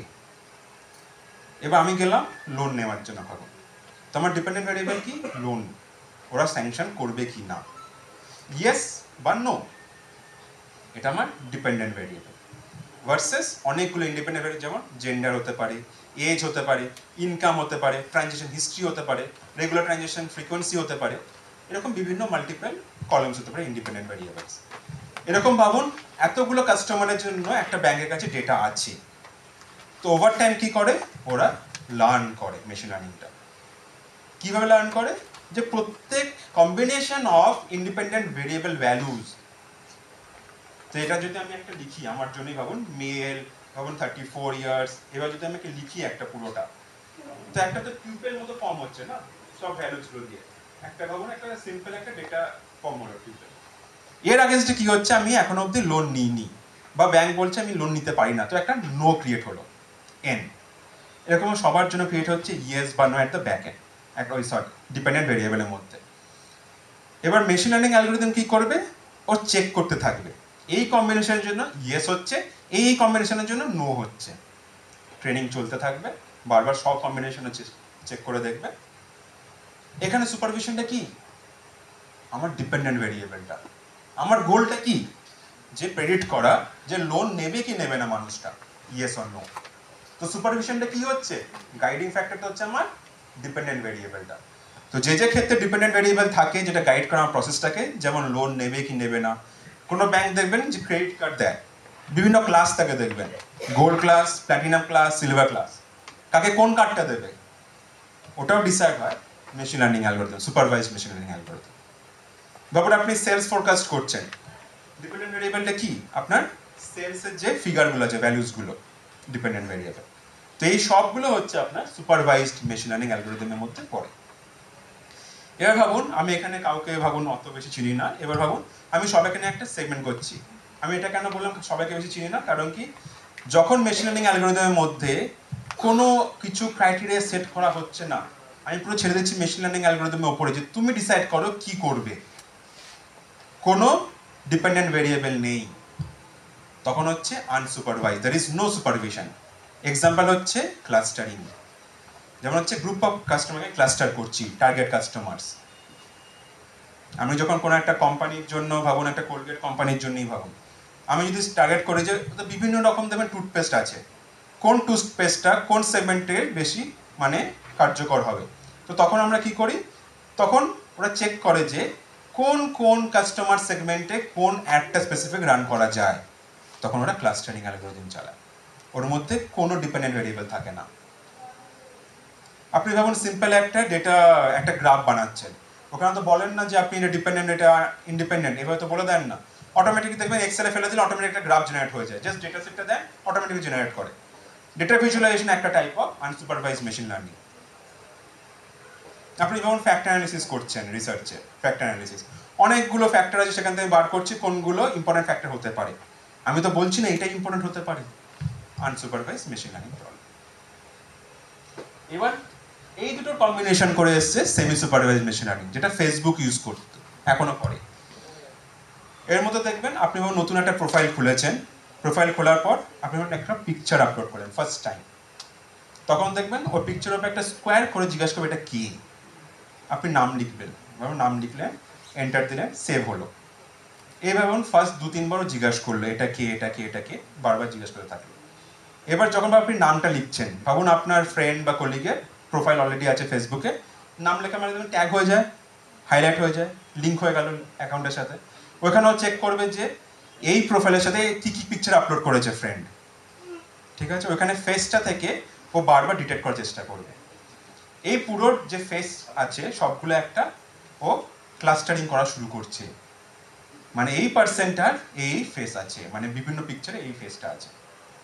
ওভার টাইম কি হবে দেখবেন, আপনি ভাবুন 1 বছর পর যখন ইয়ে করেন, আপনি একটা পিকচার আপলোড করলেন, অটোমেটিকলি কি বলবে দেখবেন স্কোয়ার করে অলরেডি নামটা দিয়ে দেবে, আপনাকে ভেরিফাই শুধু করতে হবে এই পার্সেন্টে ছিল কিনা। তো কি হচ্ছে, ফার্স্টে আনসুপারভাইজড, তারপর হচ্ছে সুপারভাইজড, এটা কম্বিনেশন অফ বোথ হয়ে যাচ্ছে তখন। তো ওটা হচ্ছে সেমি সুপারভাইজড লার্নিং। ব্যাপারটা ক্লিয়ার? এবার হচ্ছে ভাবুন সেকেন্ড ক্যাটাগরিতে আমি গেলাম, whether or not they can learn incrementally on the fly or not. তো অনলাইন লার্নিং, ব্যাচ লার্নিং। যখন ভাবুন আপনি কোনো একটা কর্পোরেটে কাজ করছেন, তখন দেখবেন অনেক কোটি কোটি ডেটা আসে একসাথে ইউজ করার জন্য। ভাবুন কম ডেটা আছে, তখন কি হচ্ছে, আমি ইজিলি ওটাকে মেশিন লার্নিং অ্যালগরিদমে ফেলে ট্রেনিং করে আমি রান করতে পারি। তো খুব ইজি হয় ওটা যদি কম ডেটা থাকে। ভাবুন 100 আছে, 200 আছে, ম্যাক্সিমাম 10,000 আছে, ইজিলি করা যায় তাড়াতাড়ি, 1 লাখও করা যায় তাড়াতাড়ি। তো ডেটা আসছে, লার্ন করছি, ট্রেনিং করাচ্ছি, সঙ্গে সঙ্গে আমি প্রোডাকশনে ফেলতে পারছি, অনলাইন লার্নিং করতে পারি, আমি এটাকে অনলাইন লার্নিং বলা হয়, সঙ্গে সঙ্গে করতে পারছি। কিন্তু ভাবুন অনেক বেশি ডেটা, তখন কি হচ্ছে, it's very much difficult, something like 2 crore 3 crore records are there, like যখন চ্যাট জিপিটির মধ্যে। এবার যদি ট্রেনিং করতে থাকে তখন দেখবেন সার্ভার ডাউন হয়ে যাবে, কিন্তু চ্যাট জিপিটি পারবে না অত বেশি ডেটাকে ট্রেন করার জন্য। তো দেখবেন ওভার টাইম ওরা ডেভেলপ করেছে, তারপর কিন্তু লঞ্চ করেছে। তো ব্যাচ লার্নিং তখন ইউজ করা হয়, যেমন যেটা বলছিলাম ডেল্টা আপডেট, একটা পোর্শন যেটা নতুন আছে সেটাকে শুধু ইউজ করে ওখানে দেখা হয় কি নতুন ট্রেন্ড আসছে কিনা, না হলে ওটাকে প্রোডাকশনে আবার ফেলে দেওয়া হয়, ব্যাচ লার্নিং। তো এটা হচ্ছে second category, whether or not they can learn incrementally on the fly or not. এবার থার্ড ক্যাটাগরি হচ্ছে whether they work by simply comparing new data points to known data points. এইভাবে দুটো হয়, একটা হচ্ছে ইনস্ট্যান্স বেসড আর একটা হচ্ছে model based.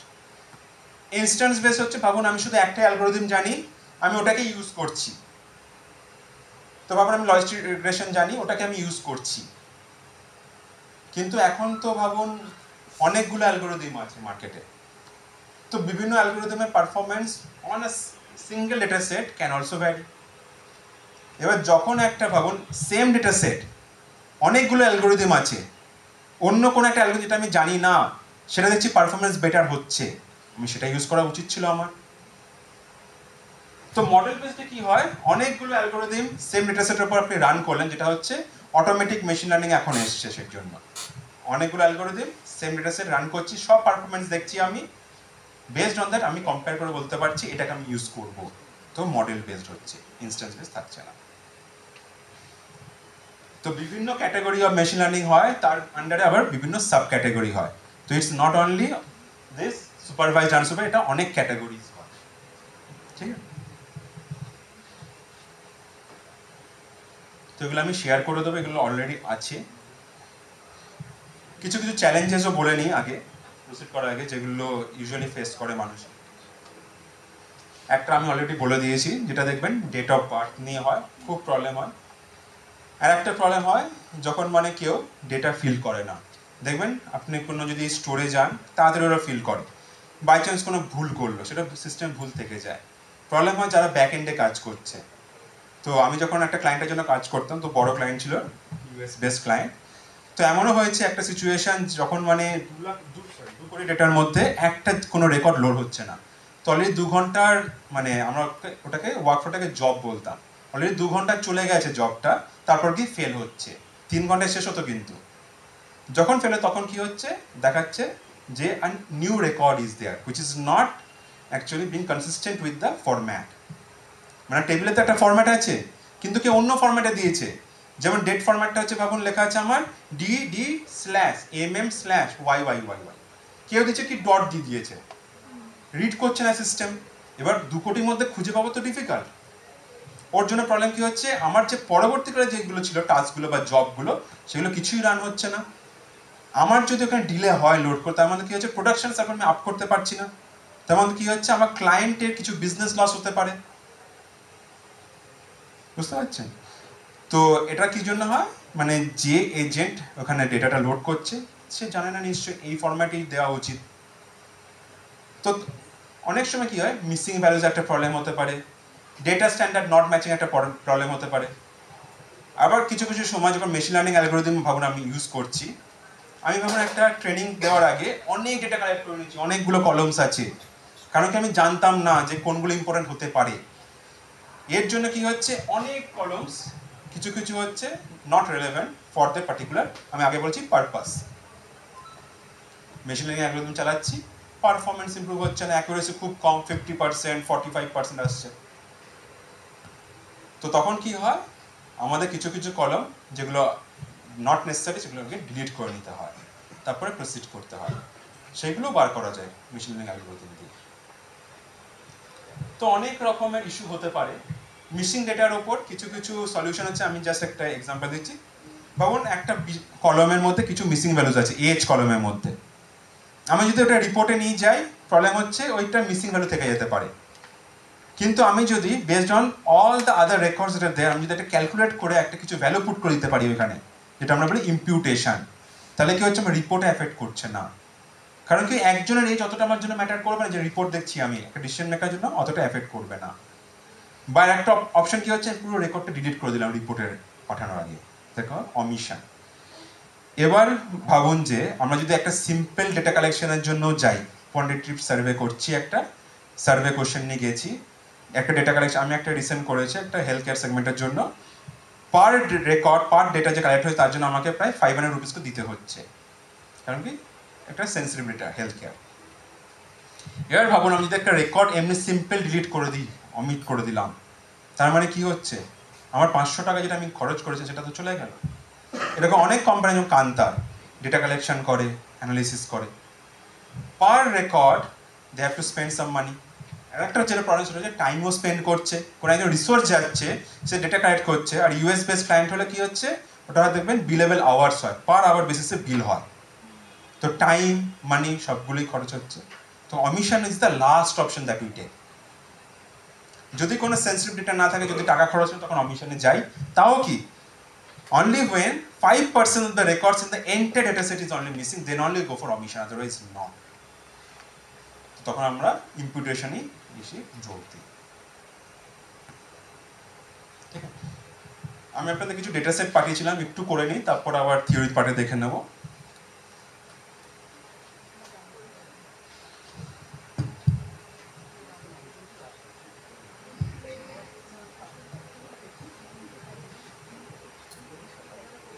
তো আমি একটা অরেঞ্জ সফটওয়্যার ডাউনলোড করতে বলেছিলাম আপনাদেরকে। এটা খুললে দেখতে পারবেন এরকম একটা উইন্ডো অরেঞ্জে।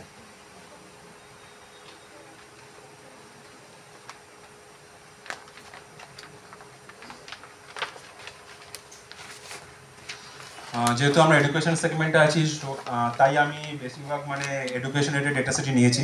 স্টুডেন্ট পারফরমেন্স, তারপর হচ্ছে কোর্সেরা মুক প্ল্যাটফর্ম থেকে তাদের রিভিউজ, তো সেইগুলো নিয়ে একটু অ্যানালাইসিস করবো এবার।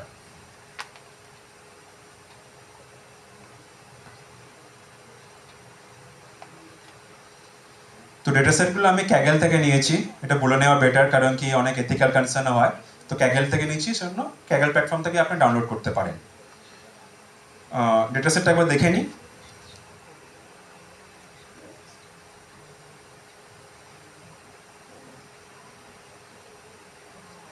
আর আপনার যদি ইন্টারনেট থাকে তাহলে আপনারা এখান থেকে চেক করতে পারেন, ওখানে দেখবেন ডেসক্রিপশন দেওয়া আছে।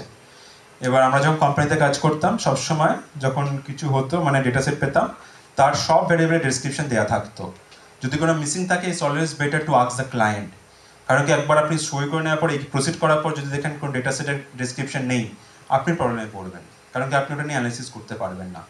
যদি না থাকে, ক্লায়েন্ট বলে দেবে আমি ডেসক্রিপশন নেই, আপনারা বার করার চেষ্টা করুন।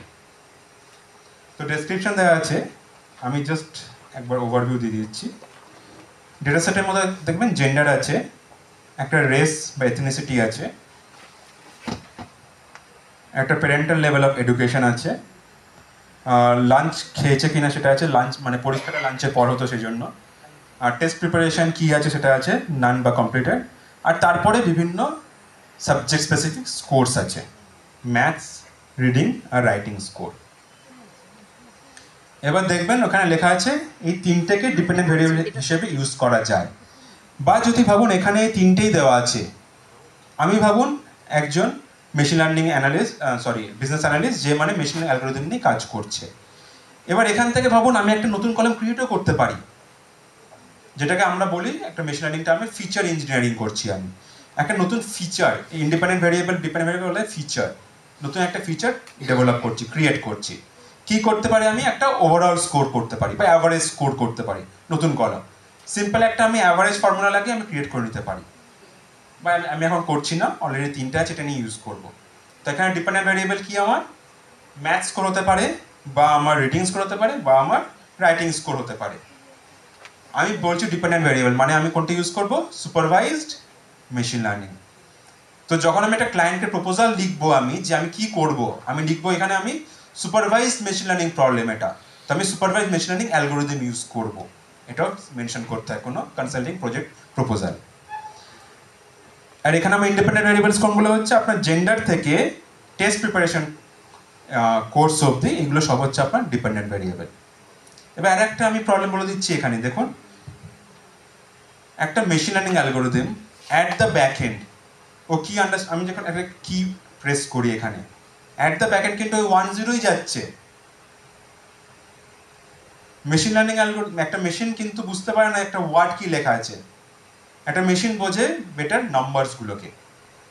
আমি যদি কনভার্ট না করি, ও নিজে থেকে কনভার্ট করার চেষ্টা করবে, কিন্তু সেটা নিজে থেকে কনভার্ট করে সেটা কিন্তু ভালোভাবে নাও হতে পারে। তো কি প্রবলেম হচ্ছে ভাবুন, জেন্ডার মেল ফিমেল আছে, আমাকে এটা কনভার্ট করে নিতে হবে নাম্বারে। বা ভাবুন এথনিসিটি আছে, প্যারেন্টাল লেভেল অফ এডুকেশন আছে, লাঞ্চ আছে, এগুলোকে আমরা কনভার্ট করে নিতে পারি নাম্বারসে, সেটাকে আমরা বলি এনকোডিং। এটা কোন নাম্বারে এনকোড করে নিলাম। আমরা করলে সুবিধা কি হচ্ছে, আমি যখন 1 করলাম for bachelors degree, some college করলাম 2, আমি জানি আমি কোন নাম্বারটা কোনটার জন্য দিচ্ছি। তখন মেশিন লার্নিংকে দিয়ে দিলেন, ওর যে কোনো একটা র্যান্ডামলি তো অ্যাসাইন করে দেবে, আপনার কাছে ওটা থাকছে না তখন কোনটা কি হচ্ছে। ফাইনাল আউটপুট যখন দেখছে তখন বুঝতে পারবে না তো কোনটা 1 কোনটা 2 ছিল।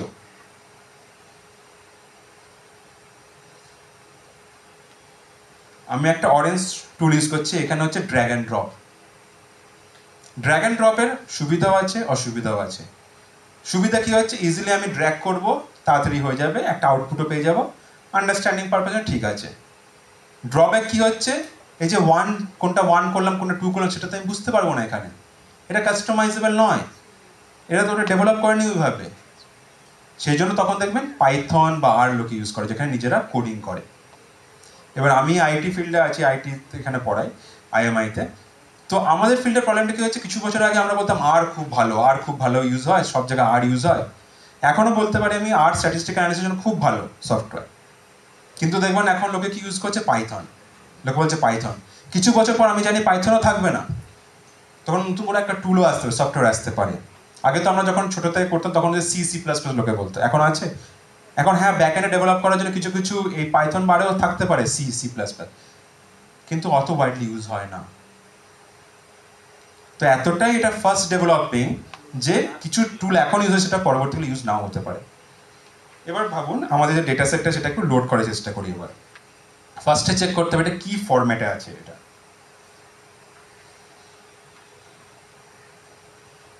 আমাদের এটা আছে CSV ফরম্যাট ফাইল। এবার দেখুন অরেঞ্জে দেখুন বিভিন্ন পার্ট আছে, data, transform, visualize, model, evaluate, unsupervised, এরকম বিভিন্ন পার্ট আছে। আমাকে ফার্স্টে করতে হবে ডেটাটাকে লোড করতে হবে। এখানে দেখুন তাহলে দুটো অপশান আছে, ফাইল বা CSV ফাইল ইম্পোর্ট। ফাইল হচ্ছে যে কোনো ফরম্যাটের ফাইল থাকলে আমি এটা ইউজ করতে পারি। এখানে স্পেসিফিক আমি CSV দেখে নিয়েছি, তো এটাকে ইউজ করা বেটার। তো এখানে হচ্ছে সিম্পল আপনি ক্লিক করতে পারেন, এখানে লোড হতে পারে, বা ভাবুন আপনি এটাখানে টেনেও আনতে পারেন। ক্লিক করে ওখানে মানে এটাকে উইজেট বলি আমরা, এটার উপর ক্লিক করে আপনি উইজেটটাকে টেনে এখানে নিয়ে আসতে পারেন। এটাকে ডিলিট করার জন্য সিম্পল ওটার উপর ক্লিক করুন, হাইলাইট হলে ডিলিট। ঠিক আছে, ফার্স্ট ডেটাটা লোড করি। এবার CSV ফাইল ফরম্যাট, কোথায় ফাইলটা আছে একটু খুঁজে নিন, আপনাদের কোনখানে রেখেছেন।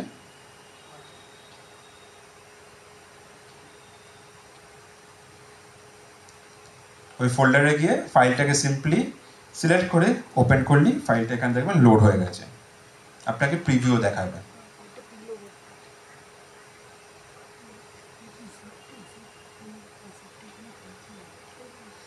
এবার এখানে সুবিধা কি হচ্ছে, এখানে এটা CSV ফাইল ফরম্যাট ছিল, ফাইলটার মধ্যে কোনো ইস্যুস ছিল না, সেই জন্য এটা কমা দিয়ে দেখুন সেল ডিলিমিটার, এখানে কমা দিয়েই হয়ে গেছে, অটোমেটিক এ ডিটেক্ট করে নিয়েছে। এখানে দেখুন যদি বাই চান্স না হয়, যেমন হচ্ছে আপনার কোনো নোটপ্যাড ফাইলে অনেকে ট্যাব দিয়ে সেপারেট করে, এখানে ভাবুন লোড হচ্ছে না, তখন আপনারা একটু চেঞ্জ করে দেখতে পারেন ট্যাব দিয়ে হচ্ছে কি না বা সেমিকোলন দিয়ে হচ্ছে কি না, তো সেই অনুযায়ী দেখবেন টেবিল ফরম্যাট হতে পারে। এটার প্রবলেম হয় যখন আপনি ইন্টারনেট থেকে লোড করছেন।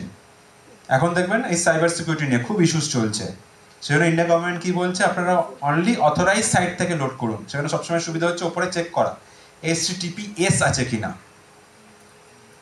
কারণ কি কিছু বছর আপনি যদি গতি সার্ভিস জানেন, গতি ডেলিভারি সার্ভিস, ওদের নিজস্ব ওয়েবসাইটে গিয়ে দেখবেন মাঝে মাঝে লেখা থাকে যে there are almost 32 same sites available which are not ours, মানে নামটা সেম ওপরে লিঙ্কটা, কিন্তু দেখবেন ওইখানে একটু শুধু চেঞ্জ আছে। ভাবুন গতি, তার নিচে একটা হঠাৎ করে S লিখে দিয়েছে, বা কোনটা HTTPS নয়।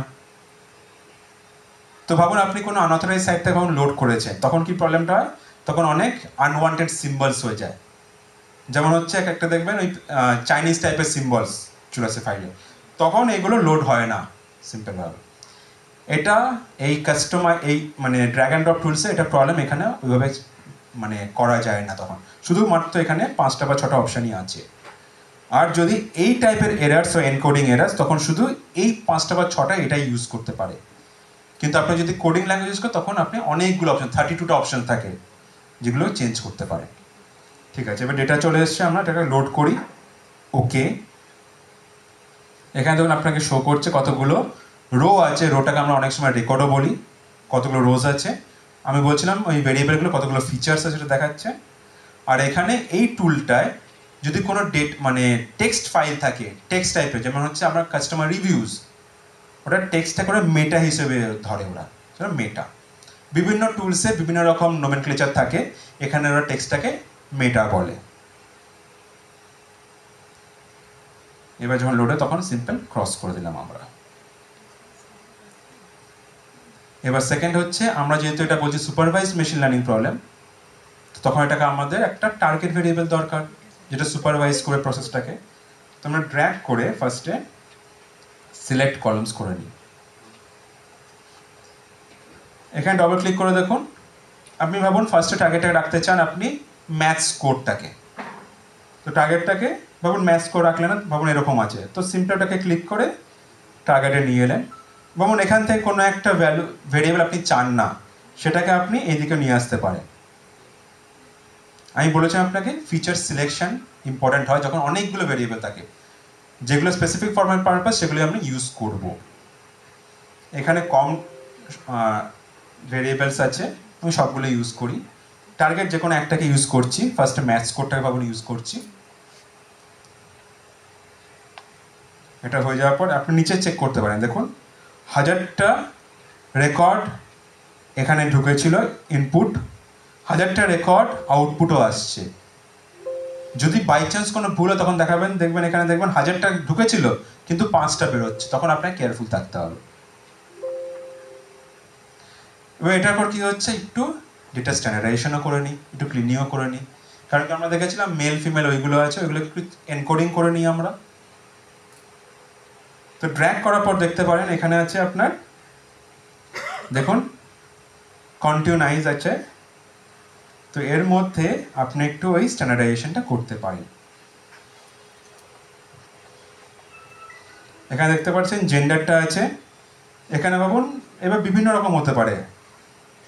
আমি যেটা ক্যাটেগরিক্যাল টাইপের ট্রিট করি তো 1-0 হবে। কিছু কিছু ক্ষেত্রে হয় যেমন ভাবুন আমাদের Q1 Q2 আমি একটা ফিনান্সিয়াল অ্যানালিসিস করছি, Q1 Q2 Q3 Q4, এটাকে আমরা ডিনোট করলাম 1 2 3 4। একটা মেশিন লার্নিং অ্যালগরিদম অত জানে না, ও দেখছে ভ্যালুস 1 2 3 4, ও 4টা দেখছে যে ভ্যালুটা বেশি 1-এর তুলনায়, ও 4টাকে বেশি প্রেফারেন্স দেবে অ্যানালিসিসের সময়। কিন্তু অ্যাকচুয়ালি তো না, সব কোয়ার্টারই তো ইকুয়াল প্রেফারেন্স পাওয়া উচিত। তো তখন আমরা কি করি, Q1টা ডিনোট করতে পারি যে 0 0 1, Q2 0 1 0, তখন কি হচ্ছে, তখন ইকুয়াল প্রেফারেন্স পেয়ে যাবে। তো সেটাকে বলে 1 হট এনকোডিং। তো এরকম বিভিন্ন রকম হয়। আমি যেমন সিম্পল রাখলাম কিপ ক্যাটাগরিক্যাল, এভাবে ভাবুন সবগুলোকে আমি করতে পারি, যেটাকেও কিপ ক্যাটাগরিক্যাল এভাবে আমি সবগুলোকে করতে পারি, বা মেশিনের উপরে ছেড়ে দিতে পারি অটোমেটিক্যালি তুমি ক্রিয়েট করে নাও। সেমভাবে ভাবুন ম্যাথস কোডটাকে, এটাকে ভাবুন এটা তো ডিফার করতে পারে যে it can range from 0 to 100 values. এবার মেশিন লার্নিং কী করবে, তখন বেশি ওয়েটেজ দেবে কোনটাকে, 100 কোডটাকে। কিন্তু আমি সেটা চাই না, আমি চাই মেশিন লার্নিং অ্যালগরিদম সব ভ্যালুজগুলোকে ইকুয়ালি ট্রিট করুক। তখন আমরা ওই স্কেলিং করতে পারি, x minus mu by sigma, বা x minus MIN min divided by max minus min, সেটাও করতে পারি। তো স্ট্যান্ডার্ডাইজেশন ভার্সেস নর্মালাইজেশনও করতে পারি। সেমভাবে দেখতে পারেন নর্মালাইজ টু ইন্টারভাল 0 to 1 আর নর্মালাইজ টু ইন্টারভাল -1 to 1, যে কোনো একটা করতে পারি আমি। কারণ আমি এটাই করলাম 0 to 1ই রাখি। তো আমি এখানে সিম্পল ক্লিক করবো, দেখুন এখানে দেখাবে 0 to 1-এর মধ্যে চেঞ্জ হয়ে গেছে। এবার ভাবুন এটা করার পর আমি ক্রস করলাম।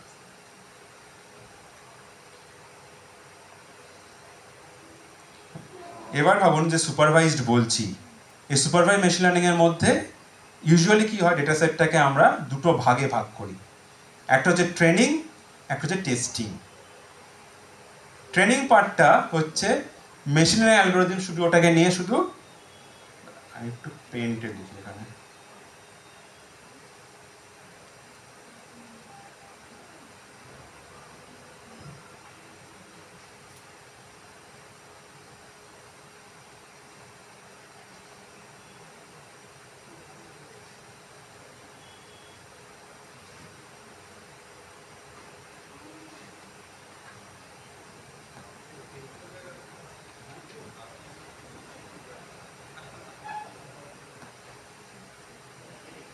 ভাবুন এখানে আমি একটা নাম্বারটা দিলে তাহলে বোঝা যাবে, সুবিধা হবে।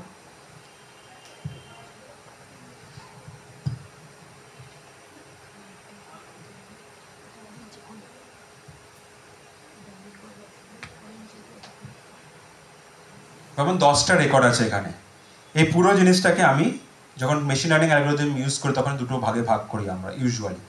কেউ কেউ 3টে ভাগে ভাগ করে, ইউজুয়ালি 2টো ভাগে ভাগ করা হয়। একটা হচ্ছে ট্রেনিং পার্ট, একটা হচ্ছে টেস্টিং পার্ট। কলাম নেম কিন্তু দুটোরই সেম থাকবে, কারণ কি আমি ডেটা সেট থেকে ভাগ করছি। তো ভাবুন আমি ফার্স্ট 7টাকে করলাম কি, এগুলো হচ্ছে আমার ট্রেনিং পার্ট হবে।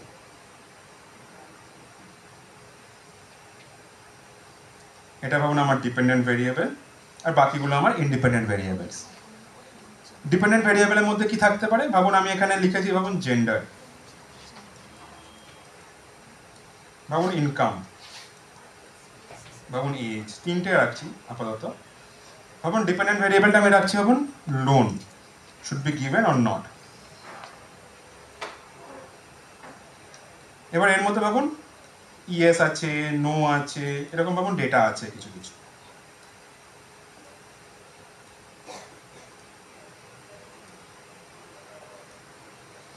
আর সেম ভাবে ভাবুন এখানে আছে মেল, ইনকাম ভাবুন আছে 5 lakhs per annum, এর হচ্ছে ভাবুন 25।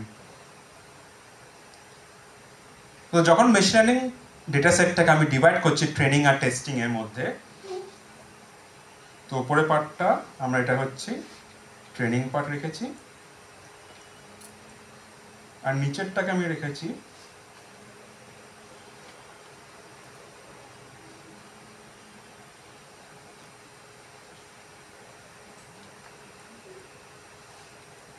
টেস্টিং এর জন্য। তো ফার্স্টে কি হচ্ছে, আমি যেটা বলেছিলাম আপনাকে, যে একটা টিউপেল টাইপের ফর্ম হয়, যে মেশিন লার্নিং অ্যালগরিদম দেখছে যে কম্বিনেশন অফ, ফার্স্টটা দেখুন ফার্স্ট রেকর্ডটা ইন্ডিপেন্ডেন্ট ভেরিয়েবল হচ্ছে মেল 5 আর হচ্ছে 25, এটা একটা টিউপেল ফর্ম হলো। এর আগেনস্টে কি দেখছে ও, যে আমার ডিপেন্ডেন্ট ভেরিয়েবলটা কি আছে, ইয়েস। সেম ভাবে ও এই 7টার জন্য ও ক্রিয়েট করবে বিভিন্ন টিউপেল, ও দেখবে সব কম্বিনেশনের জন্য আউটপুটটা কি হচ্ছে, এইভাবে ট্রেনিংটা হচ্ছে, আমরা ট্রেনিং পার্ট। এবার এটা আমি 7টা ডিসাইড করেছি, এটা আমি 5টা ডিসাইড করতে পারতাম। এটা সবসময় মনে রাখবেন যে আমি ট্রেনিং করছি মেশিন লার্নিং অ্যালগরিদমকে, তো সবসময় বেটার হচ্ছে ট্রেনিং পার্টটার জন্য বেশি থাকে টেস্টিংয়ের থেকে।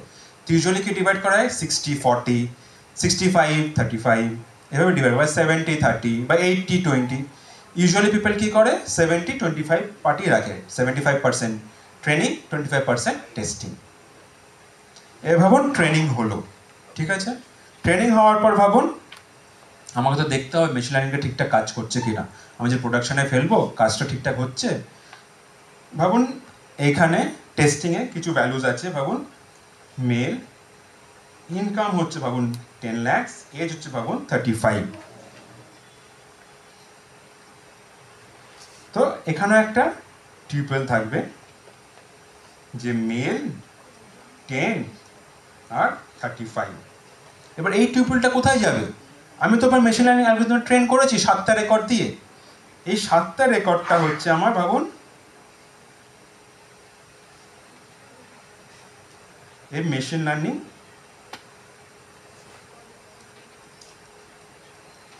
ট্রেন্ড পার্টের মধ্যে। একটা তো আমি অ্যালগরিদম ক্রিয়েট করেছি, এটা ট্রেনিংটা হয়েছে সব, সেখান দিয়ে আমি এটাকে পাস করছি মেল 10 আর 35। এটা পাস করার পর ভাবুন আউটপুটটা এলো আপনার ওয়াই। আমি শুধু টিউপেল ইন্ডিপেন্ডেন্ট ভেরিয়েবলসটা পাস করেছি, আউটপুট এসছে ওয়াই। এর আগেনস্ট একটা তো অ্যাকচুয়াল ভ্যালুজও আছে, আমার অ্যাকচুয়াল ভ্যালুজ কি ছিল এন, আমার অ্যাকচুয়াল ভ্যালু এন, কিন্তু আমার এসছে ওয়াই। তার মানে কি হচ্ছে, ম্যাচ করছে, করছে না, তার মানে রেজাল্টটা কি অ্যাকুরেট না। এইখানে অ্যাকুরেসি পার্টটা আসে তখন, যে ভাবুন আমি 3টে মেশিন লার্নিং প্রেডিক্টেড আউটপুট বেরোচ্ছে ওয়াই, তারপর ভাবুন ওয়াই, আর লাস্টটা ভাবুন এন, 3টা আউটপুট বেরিয়েছে। কতগুলো ম্যাচ করেছে, ফার্স্টটা ম্যাচ করেনি, সেকেন্ডটা ম্যাচ করেছে, থার্ডটা ম্যাচ করেছে, তো 2টো ম্যাচ করেছে আউট অফ 3, তো 2/3, এই ভ্যালুটা হচ্ছে আপনার অ্যাকুরেসি। এর জন্য একটা ম্যাট্রিক্স ক্রিয়েট হয় অ্যাট দ্য ব্যাক এন্ড, সেখানে বার করা হয় যে আপনার কতগুলো ম্যাচিং হচ্ছে ভার্সেস কতগুলো ম্যাচিং হচ্ছে না। এবার দেখবেন ইন্ডিয়ান আর্মি থেকে বলছিল প্রিসিশন রিকল, সেগুলো একটু পরে আসছি আমরা। এইটুকু বুঝেছে, এইটুকু ক্লিয়ার তো? এবার তাহলে আমরা ভাগ করি এটাকে ট্রেনিং আর টেস্টিংয়ে দুটো পার্টে। এখানে দেখবেন ডেটা স্যাম্পলার আছে একটা। এই ডেটা স্যাম্পলারটার মধ্যে দেখবেন আপনাকে পোর্শন জিজ্ঞেস করে, প্রপোর্শন কতগুলো ট্রেনিং হবে, কতগুলো টেস্টিংয়ে রাখতে চান। ভাবুন আমি 70 রাখলাম, এটা এভাবে অ্যাডজাস্ট করে, বা 71 রাখলাম, এভাবে অ্যাডজাস্ট করে করতে পারবেন। যখন আবার তার নিচে দেখুন এবার কি হচ্ছে, 1000-এর রেকর্ড ঢুকেছে, তার 71% কি হয়, 710, সেটা আমার যাচ্ছে ট্রেনিং পার্টের মধ্যে। কারণ কি এখানে মেন প্রমিনেন্স দেওয়া ট্রেনিং পার্টের ওপরে, সেটা ওটা শো হচ্ছে শুধু 710। এবার ভাবুন আমি একটা supervised machine learning algorithm use করব। আমি বললাম বিভিন্ন টুলসে বিভিন্ন রকম নোমেনক্লেচার হয়, এখানের মধ্যে সুপারভাইজগুলো আছে এই মডেল। এই মডেলের মধ্যে ক্লিক করে দেবেন, অনেকগুলো অ্যালগরিদম দেখাচ্ছে আপনাকে, এইগুলো আমরা ইউজ করতে পারি। ভাবুন কোনো ডিপেন্ডেন্ট ভ্যারিয়েবল ছিল না, আমি যখন কোনো ইউজ করতে চাই তখন ওটা হবে আনসুপারভাইজড। এখানে দেখুন ক্লিক করে দেখবেন অনেকগুলো আনসুপারভাইজড আছে আপনার কাছে অ্যালগরিদম, যেগুলো ইউজ করতে পারবেন। এই ক্ষেত্রে আমার ডিপেন্ডেন্ট ভ্যারিয়েবল আছে, সো আমরা ইউজ করবো মডেল, কোনো একটা supervised machine learning algorithm use করবো আমরা। ভাবুন সিম্পল একটা ইউজ করছে হচ্ছে ডিসিশন ট্রি।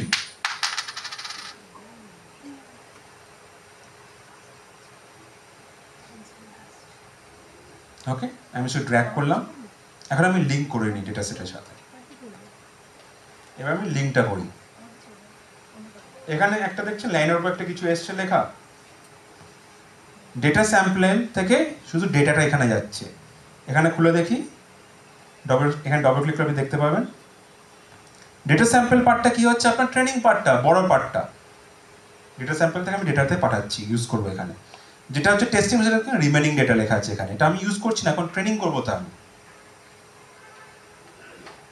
এবার ট্রির মধ্যে ডবল ক্লিক করলে দেখবেন একটা ডিসিশন ট্রির মধ্যে একটা মানে বাইনারি ট্রি ফর্ম হয়, সিম্পল জিনিস। যদি আমি ভাবুন এখন যে প্রেজেন্ট ওয়েদার, সেখানে আমি কি বাইরে এখন আমি হাঁটতে বেরোবো কি না, ইয়েস অর নো।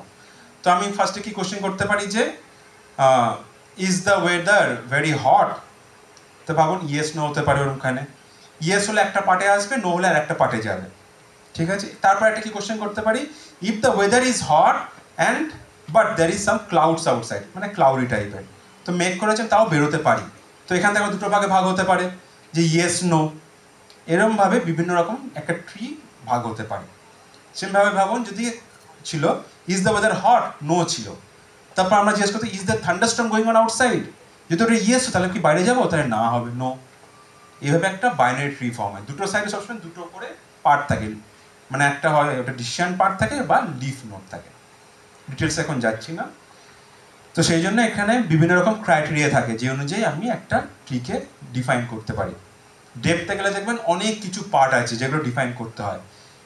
এক একটা যখন একটা ডিসিশন ট্রি বা মেশিন লার্নিং আমি একটা ট্রেন করি, এর ভেতরেও ভাবুন অলমোস্ট লাইক 60-70 ক্রাইটেরিয়া ইউজ করতে পারি আমি, আরও মানে মাইনিউট লেভেলে ওটাকে ফাইন টিউন করার জন্য, যেটা মেশিন লার্নিং আমরা বলি হাইপার প্যারামিটার টিউনিং।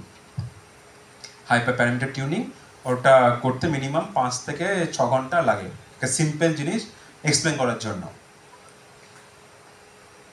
তো এখান থেকে এবার আমি ট্রিটা ট্রেন হলো, কিন্তু আমাকে দেখতে হবে এটা পারফরমেন্সটা ঠিক হলো কি না, আউটপুটটা কি হলো। তখন আমরা কি করতে পারি, ড্র্যাগ করে দেখুন টেস্ট অ্যান্ড স্কোর। এখানে দেখুন আবার দেখে ডেটা স্যাম্পল থেকে ডেটা গেছে, কিন্তু আমার টেস্ট পার্টটা কোথায়, এখনো তো আসেনি। তো আবার আপনাকে ড্র্যাগ করতে হবে। এবার দেখুন ডেটা স্যাম্পল, টেস্ট ডেটা, তো দুটোই এলো এবার। আর এখানে আমার ডিসিশন ট্রি এক্সিকিউট হয়েছে, এখান থেকে আমি ড্র্যাগ করলাম এখানে। ট্রেনিং পার্টের পর আমি এবার টেস্টিং করতে চাই, এখানে ডবল ক্লিক করলে এবার দেখুন আপনাকে কিছু ভ্যালু শো করছে। এটা হচ্ছে আপনার পারফরমেন্স পি, যেটা আমি ফার্স্টে এক্সপ্লেন করেছিলাম। এই পারফরমেন্স অফ দিস অ্যালগরিদমটা কি হচ্ছে আপনার, দেখুন mean squared error, root mean squared error. আমরা তো ইউজুয়ালি বলি অ্যাকুরেসি প্রিসিশন বলি, তাহলে এখানে কেমন করে এই ভ্যালুসগুলো দেখছি আমরা, অ্যাকুরেসি প্রিসিশন কেন দেখাচ্ছে না এখানে। দেখবো এটাও বলে নিই, এখানে হচ্ছে ওয়াই বা এন ছিল, এখানে যদি আমরা কম্পেয়ার করি এন এর সাথে ওয়াই ম্যাচ করছে না, ওয়াই এর সাথে ওয়াই ম্যাচ করছে, হ্যাঁ, এভাবে ইজিলি আমরা ম্যাচ করতে পারছি। এভাবে আমি সেলস ফোরকাস্টিং করছি ভাবুন। তো সেলস ফোরকাস্টিং কি হতে পারে,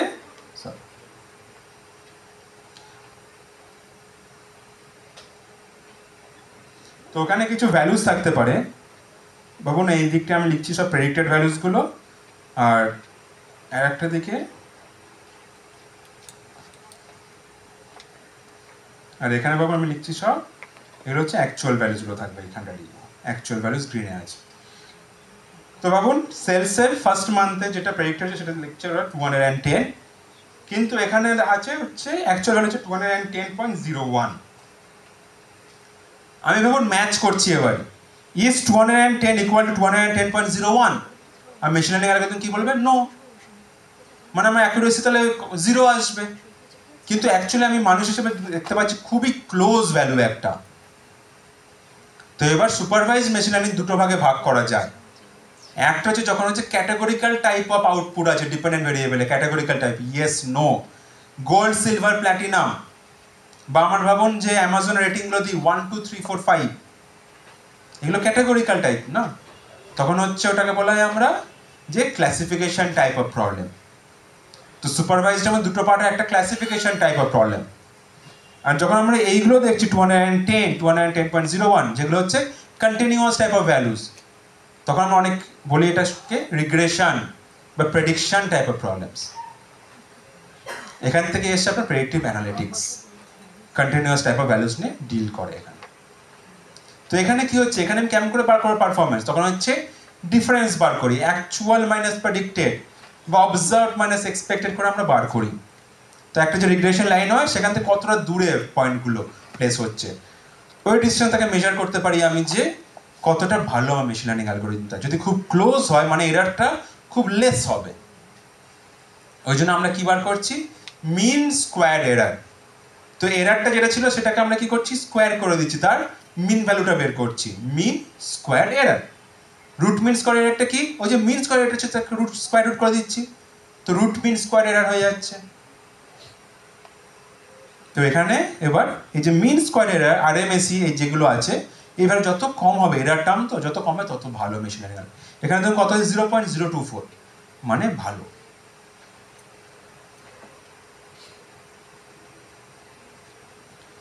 তো এটা একটা আমরা সিম্পল একটা মেশিন লার্নিং অ্যালগরিদম দিয়ে একটা প্রেডিকশন অ্যালগরিদম ক্রিয়েট করলাম। এবার ভাবুন একটা আমরা এখানে ট্রি ক্রিয়েট করেছি, আমি যেটা বলছিলাম আপনাদের একটা ইনস্ট্যান্স বেসড হয়ে গেল, একটা শুধু জাস্ট একটা অ্যালগরিদম, আমি ভাবছি এটাই আমার বেস্ট পারফরমেন্স দিচ্ছে, কিন্তু সেটা নাও হতে পারে। আমরা যখন অনেক অপশানে তখন কেন ইউজ করতে পারি না, এখানে শুধু সিম্পল ড্র্যাগ অ্যান্ড ড্রপ। একটা সিম্পল ট্রি ক্রিয়েট করার থেকে যদি ভাবুন মাল্টিপল ডিসিশন ট্রি ক্রিয়েট করলাম, মাল্টিপল ডিসিশন ট্রি আউটপুট থেকে আমি একটা রেজাল্টকে একটা অ্যাভারেজ আউট করলাম বা একটা এগ্রিগেট করে একটা আউটপুট দিলাম। এবার একটা ট্রি যদি ভুল করে, ভাবুন 1000টা ট্রি আছে, সবগুলো আউটপুট যেটা দিচ্ছে সেখান থেকে অ্যাকুমুলেট করে আর অ্যাগ্রিগেট করে আমি একটা আউটপুট দিলাম, সেটা বেটার হতে পারে। তো তখন লোকে কি করেছিল, র্যান্ডম ফরেস্ট ক্রিয়েট হয়, forest of multiple decision trees, এ দেখুন র্যান্ডম ফরেস্ট। সেমভাবে আমি ড্র্যাগ করতে পারি, এখানে এটাকে লিঙ্ক করি, আর এখান থেকে যদি আমি এখানে ড্র্যাগ করি,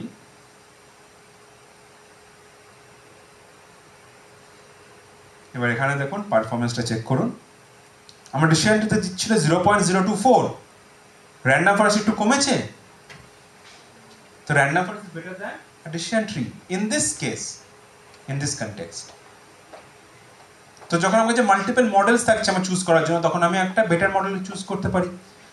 বা যেটা আমি বলছি ডিসিশন ট্রিটাকে আমি কম্বাইন করে করছি একটা র্যান্ডম ফরেস্ট, সেমভাবে তো আমি এখানেও করতে পারি, বিভিন্ন মডেলকে আমি কম্বাইন করে করতে পারি, একটা superior machine learning algorithm create করতে পারি।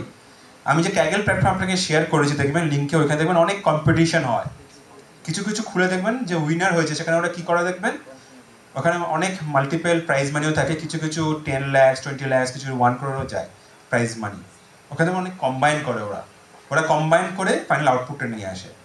একটা নেটফ্লিক্সের একটা কম্পিটিশন হয়েছিল, নেটফ্লিক্সের যে অ্যালগরিদমটা আছে ব্যাক এন্ডে, সেটাকে যদি কেউ ইমপ্রুভ করতে পারে, ওরকমই 0.0 সামথিং ইমপ্রুভমেন্টের জন্য তারা $1 million উইন করে 2010 সালে নেটফ্লিক্স কম্পিটিশনে। ওটা ইমপ্রুভ করা মানে কি হচ্ছে, উটুক ইমপ্রুভমেন্টের জন্য যে কাস্টমার সার্চ করে সার্চ স্পিড বেড়ে যাবে, রেকমেন্ডেশন স্পিড বেড়ে যাবে, তো অনেকটা বিজনেস ইম্প্যাক্ট হয়। একটা স্টাডিতে বলা আছে যে আমাদের হিউম্যান যে tendency to read a particular article is only for 30 seconds. সেজন্য দেখবেন ওপরের দিকে বেশি ইম্পর্টেন্ট পয়েন্ট দিয়ে থাকে কোনো নিউজ পেপার বা কোথাও ইম্পর্টেন্ট পয়েন্টসগুলো, কারণ কি 30 সেকেন্ডসের পর আমাদের টেন্ডেন্সি চলে যায় ওই আর্টিকেলটা পড়ার জন্য। তো নেটফ্লিক্সও তেমনি, যদি আমি ভালো রেকমেন্ডেশন দিই তাহলে তো কাস্টমার আমার প্ল্যাটফর্মে স্টে করবে। এখানে শুধু দুটো অ্যালগোরিদম দেখালাম, আরও অনেক অ্যালগোরিদম আছে, আপনারা ড্র্যাগ অ্যান্ড ড্রপ করে ওগুলো ইউজ করতে পারবেন শো করার জন্য। এবার ভাবুন এটা হচ্ছে ওকে, এই ট্রিটাকে ভাবুন আপনি যদি ভিজুয়ালাইজ করতে চান, শুধু ডিসিশন ট্রিটাই সম্ভব এখানে করার জন্য, কারণ কি র্যান্ডম ফরেস্ট তো অনেকগুলো ট্রি আছে, এখানে কাস্টমাইজও করা গেল না যে আমি কতগুলো 1 মিনিট শো করেও দিচ্ছি। এখানে দেখুন, ওখানে আমার কন্ট্রোল করার জন্য জায়গা নেই যে কতগুলো আমি ট্রিতে করতে পারি। আমি পাইথনে আমি কন্ট্রোল করতে পারি যে আমি 100টা ট্রি দরকার আমার, বা 50টা ট্রি দরকার, এখানে কন্ট্রোল করা যায় না। সেখানে এখানে ভিজুয়ালাইজও করা যাবে না যে কতগুলো ট্রি কেমনভাবে শো হলো। একটা যদি আমি সিম্পল ট্রি নিয়ে দেখি ডিসিশন ট্রি থেকে, এখানে দেখুন ট্রি ভিউয়ার আছে, এখানে দেখুন ট্রি থেকে এখানে কি শো হচ্ছে, এটা রুট যে মেন রুটটাকে ডিসাইড করেছে লাঞ্চ থেকে শুরু করেছে, লাঞ্চ যে ভেরিয়েবলটা ছিল, ওকে সেখানে ছিল লাঞ্চ ইজ স্ট্যান্ডার্ড হলে এখান থেকে স্পিড হয়েছে এই স্ট্যান্ডার্ড ভার্সেস আদারটা, সেখানে তারপর হচ্ছে টেস্ট প্রিপারেশন।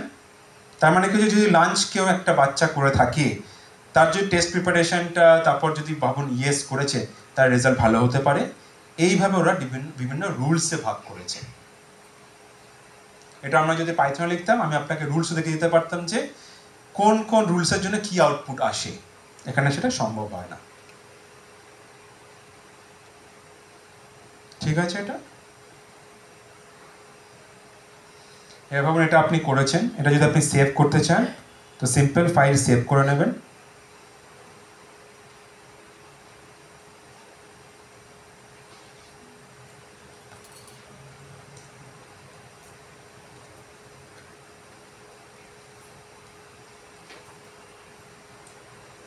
এখানে ওখানে যেটা সেভ হয়েছে সেখানে ডবল ক্লিক করলে এটা আবার খুলে যাবে। আমি দেখিয়ে দিচ্ছি আপনাদেরকে।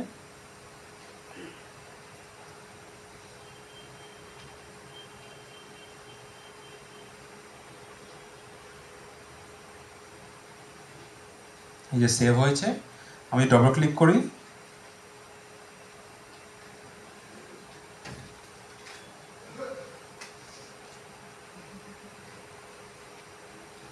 এটাই খুললো। এবার ভাবুন আমি এটা ফার্স্টে ম্যাথ স্কোর নিয়ে করেছি, এটা এতটাই সুবিধা যে ভাবুন ম্যাথ স্কোরটা আমি এখন চাই না, আমি জাস্ট চেঞ্জ করতে চাই to reading score. Target reading score দিলাম, ক্লোজ করলাম, অটোমেটিক পুরো প্রসেসটা আবার রান হয়ে যাবে অটোমেটিক। ভাবুন এখানে ডেটা সেটটা ভাবুন আপনি চেঞ্জ করতে চাইছেন কিছুতে, আগে ডেটা সেট কিছু প্রবলেম ছিল আপনি ডিলিট করে চেঞ্জ করতে চাইছেন, সিম্পল এখানে যাবেন, ডেটা সেটটা লোড করবেন, আপনার কাছে ওয়ার্ক ফ্লো পুরোটা ক্রিয়েট করা আছে, অটোমেটিক রান হয়ে যাবে। এবার দেখি আমি যদি রিডিং স্কোরটা নিয়ে কতটা কি এসছে দেখি একবার। এবার রিডিং স্কোরের মধ্যে মনে কোনো ইস্যুস ছিল সেখানে দেখুন, এবার মিন স্কোয়ারের এগুলো দেখুন ভ্যালুসগুলো অনেক বেশি, কিন্তু দেখুন আমি কিছু চেঞ্জ করলাম না, জাস্ট আমি টার্গেটটা চেঞ্জ করেছি, অটোমেটিক বাকি প্রসেসটা রান হয়েছে। এটা এতটাই সিম্পল।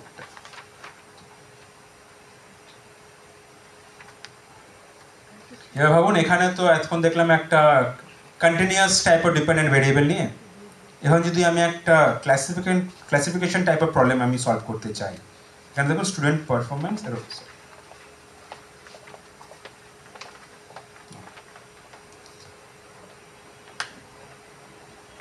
তো এখানে দেখুন কি দেওয়া আছে, student ID, study hours, attendance, previous grades, participation in extracurricular activities, parent education level, আর লাস্ট একটা ডিপেন্ডেন্ট ভেরিয়েবল আপনার পাস করেছে কিনা, ইয়েস অর নো। এখানে হচ্ছে ক্যাটাগরিক্যাল টাইপ অফ ভ্যালুস, এটা হচ্ছে classification type of machine learning problem. Okay, আর একটা জিনিস বলে দিচ্ছি, যখন আমরা অ্যানালিসিস করি এখানে দেখুন ফার্স্ট একটা কি আছে, স্টুডেন্ট আইডি, এগুলো কি হচ্ছে সবগুলো ইউনিক থাকে, এটা আমি যদি অ্যানালিসিসের মধ্যেও দিই এটা তো কোনো মিনিংফুল আউটপুট আমাকে দেবে না স্টুডেন্ট আইডিটা। তো ইউজুয়ালি আমরা যখন একটা মেশিন লার্নিং অ্যালগোরিদম নিয়ে কাজ করি, কোনো ইউনিক আইডেন্টিফায়ার আমরা ডিলিট করে দিই। কেন কি মেশিন লার্নিং অ্যালগোরিদম কোনো মানে ইম্পর্টেন্ট ইনসাইট তো দেবে না, উল্টে প্রবলেম কী হচ্ছে, ওরা আমাদের কিছু ডেটা যখন অ্যানালিসিসটা হচ্ছে ওটা অ্যালগোরিদমকে এফেক্ট করে। তো it's better to remove that before এই প্রসিড উইথ দ্য অ্যালগোরিদম। তো আমরা আবার সেম প্রসেস ফলো করি। তো অরেঞ্জে ওকে, এবার আপনারাই বলতে পারেন এটা দেখুন কি ফরম্যাটে আছে, সিএসভি আগেন। তো আমরা সিএসভি নিয়ে প্রসিড করতে পারি। So data CSV file import, same process.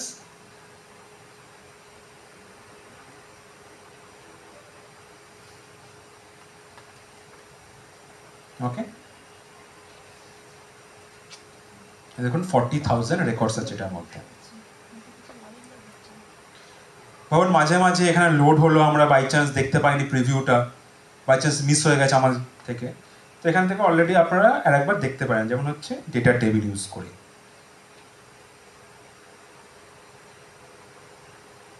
জি হ্যাঁ, সব ভ্যালুসগুলো আছে কিনা এখানে দেখতে পাচ্ছেন, কিছু কিছু কোশ্চেন মার্ক আছে, এগুলো হচ্ছে মিসিং ভ্যালুস, এখানে ডেটা এন্ট্রি নেই। এখানে দেখুন আউটপুটেও সেমভাবে কিছু কিছু মিসিং ভ্যালুস আছে। এবার এখান থেকে আপনি একটা যে ডেসক্রিপটিভ অ্যানালিটিক্স করে, যেটা আমরা সিম্পল যে স্ট্যাটিস্টিক্যাল ভ্যালুসগুলো বার করার জন্য, এখানে দেখুন আপনার আছে দেখুন ফিচার স্ট্যাটিস্টিক্স, এটাই ক্লিক করলে আপনাকে দেখিয়ে দেবে simple study hours per week. এখানে দেখুন মিন, মিডিয়ান, ডিসপারশন সবগুলো ভ্যালুসগুলো আপনাকে শো করে দেবে অটোমেটিক্যালি। ওকে, আমরা অ্যানালিসিস পার্টটায় যাই। ডেটা টেবিল থেকে এবার আমরা যাই। ফার্স্টে কী হবে, আমাদের টার্গেটটাকে ডিসাইড করতে হবে। তো সিলেক্ট কলামস, সিলেক্ট কলামস থেকে দেখুন এরা ডিটেক্ট করতে পারেনি। আর দেখুন স্টুডেন্ট আইডিটা মেটা হিসেবে ট্রিট করছে, ওরা হচ্ছে ওটা টেক্সট ভ্যালুস, এই টুলটা ভাবছে। তো অনেক ক্ষেত্রে কিন্তু এই টুলটা অটোমেটিক ডিটেক্ট করতে পারে না, সেটা আপনাকে করতে হবে। ওই জন্য হচ্ছে আমরা অ্যানালিটিক্যাল সব নলেজ রাখলাম, কিন্তু আমার তার সাথে আর একটা দরকার হচ্ছে ডোমেন নলেজ। যে স্পেসিফিক ডোমেনে আমি কাজ করছি, প্রজেক্টটা করি, তার ব্যাপারে পুরো আইডিয়া আমার দরকার হয়, নাহলে আমরা ভালো ইনসাইট দিতে পারবো না। তো স্টুডেন্ট আইডি আমরা বললাম এটা দরকার লাগে না, এটাকে আমরা রিমুভ করে দিই। দেখুন ইগনোর পার্টে ফেলে দিলাম আমরা। এটা ছিল পাঁচটা ছিল আমার টার্গেট, এটাকে আমরা টার্গেটের মধ্যে নিয়ে আসি, বাকিগুলো থাকুক যা আছে। এরপর একটু স্ট্যান্ডার্ডাইজ করি। তো কোনটাকে সিলেক্ট করবো আমরা, এই কন্টিনিউয়াসটা সিলেক্ট করবো আমরা।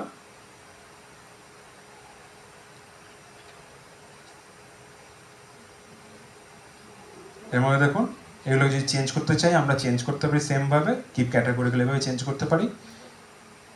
পাঁচটা দেখুন এটাও তো আমাদের ইয়েতে ছিল, মানে ইয়েস নোতে ছিল, আমরা যদি নাম্বারে কনভার্ট তো নাম্বারে কনভার্ট করতে পারি, বা মেশিন অটোমেটিক করে নেবে, সেটা আমরা ছেড়ে দিতে পারি।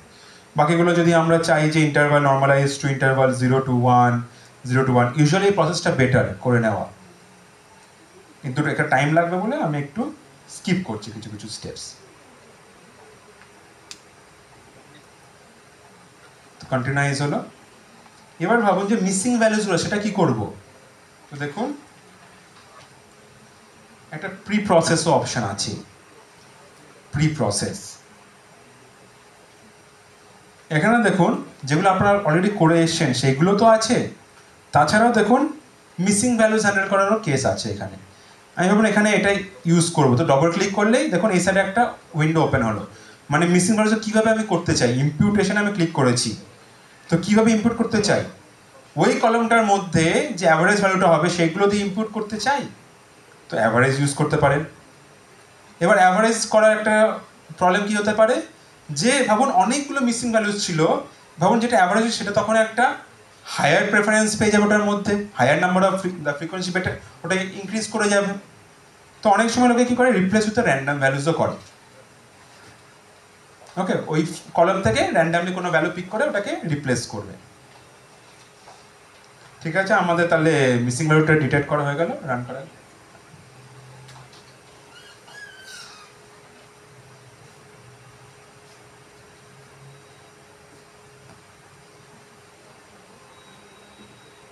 ওকে, তো এটার পর আমরা এটাকে ক্লোজ করলাম। নেক্সট কি ছিল, আমাদের ডিভাইড করতে হবে ট্রেনিং আর টেস্টিং পার্টে। তো আমাদের কোনটা ইউজ করতে হবে, ডেটা স্যাম্পলার। ধরুন এখানে শো যদি না হবে তখন এখানে আপনারা সার্চ করে নিতে পারেন, লিখলে দেখবেন ওখানে ওপরে চলে আসবে ডেটা স্যাম্পলার।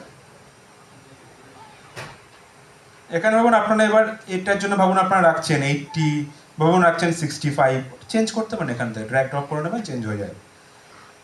এখানে দেখুন নিচে অটোমেটিকলি ক্যালকুলেট করে নেব 40 আর 28.4। যদি বাই চান্স না করে তার জন্য অপশন আছে, ক্লিক করবেন এখানে, অটোমেটিক হয়ে যাবে। এবার ডেটা স্যাম্পলের পর কী করবো, আমরা অ্যালগোরিদমে ফিট করব। এবার decision tree algorithm, random forest, যেখানে যতগুলো দেখলেন সবগুলোই দুটোর ক্ষেত্রেই কাজ করতে পারে। কিন্তু এই সবগুলো যেমন র্যান্ডম ফরেস্ট, ডিসিশন ট্রি বা আপনি যদি করেন এসভেরি, যে কোনো ইউজ করেন, সবগুলো কিন্তু মানে যখন ভাবুন ক্যাটেগরিক্যাল ইউজ করছেন, এদের শুধু এন্ড আউটপুটটা শুধু চেঞ্জ হচ্ছে, সেটা ইয়েস নো হতে পারে বা আপনার কোনো একটা কন্টিনিউয়াস ভ্যালু রিটার্ন করছে আউটপুটটা। ওকে, তো ডেটা স্যাম্পল থেকে ভাবুন আমি করছি ডিসিশন ট্রি, তো ট্রি সেমভাবে আমরা টেস্ট অ্যান্ড স্কোর দুটোই ড্র্যাগ করে নিই, টেস্ট পার্টটাও, আর এখান থেকে ড্র্যাগ করে নিলাম। এখানে 40,000 রেকর্ড আছে, সো টাইম লাগবে 28 যত ছিল 28.6। তো ট্রেনিং আর টেস্টিং করার পর এখানে দেখুন আউটপুট। এবার এটার মধ্যে দেখুন এই ক্রস ভ্যালিডেশন নিয়ে নিয়েছে। ক্রস ভ্যালিডেশনটার প্রবলেমটা কী হচ্ছে, ক্রস ভ্যালিডেশন মানে হচ্ছে যে এন্টায়ার ডেটা সেটটা ছিল ট্রেনিং পার্টটাই, কারণ কি ওটা ওইখানে গেছিলো, তো ওই ট্রি যেটা আমরা নিয়েছিলাম ওই ট্রিতে মধ্যে আমরা ট্রেনিং পার্টটা ইউজ করেছিলাম। এইটাকে সিম্পল এক্সাম্পল ভাবুন, আপনি নিচ্ছি 100টা ডেটা আছে, এটা আমার ট্রেনিং পার্টে গেছে 100টা রেকর্ড, 100টা পার্টকে এটা দেখুন cross validation number of force লেখা আছে 5, তো 100টাকে 5টা ভাগে ভাগ করবে যদি আমরা ক্রস ভ্যালিডেশন করি, মানে হচ্ছে 20 রেকর্ডস থাকবে ইন ইচ পার্ট। ঠিক আছে, তো আমি ভাগ করলাম 1 to 20 হচ্ছে ফোল্ড 1, 21 to 40 হচ্ছে ফোল্ড 2, এভাবে লাস্টের হচ্ছে ফোল্ড 5 হবে ফ্রম 81 to 100। আমি যদি ক্রস ভ্যালিডেশন করি এটা অনেক বেটার মেজার হয় চেক করার, কারণ কি হচ্ছে 5 বার চেকিংটা রান হবে, 5 টাইমস কাম করে রান হবে। ফার্স্ট টাইম কী হবে ভাবুন, নিচ্ছে ওরা fold 1, fold 2, fold 3, fold 4 as training part, fold 5 as the testing part. Run 1, run 2তে কী হবে, ফোল্ড 1 এবং 2, 3 and 5 as the training part, fold 4 as the testing part. এইভাবে বারবার 5 বার চেঞ্জ হবে, তো এটাকে বলা হয় ক্রস ভ্যালিডেশন। এটা ভাবুন 10 ফোল্ডস, তো মানে 100টা 10টা ভাগে ভাগ হবে 10 ফোল্ডস, এটা ক্রস ভ্যালিডেশন। আমাদের তো টেস্টিং ডেটাও আছে, আমি ভাবুন যদি টেস্ট ডেটার উপর করি তাহলে এখানে দেখুন সিলেকশনটা করতে হবে test on the test data.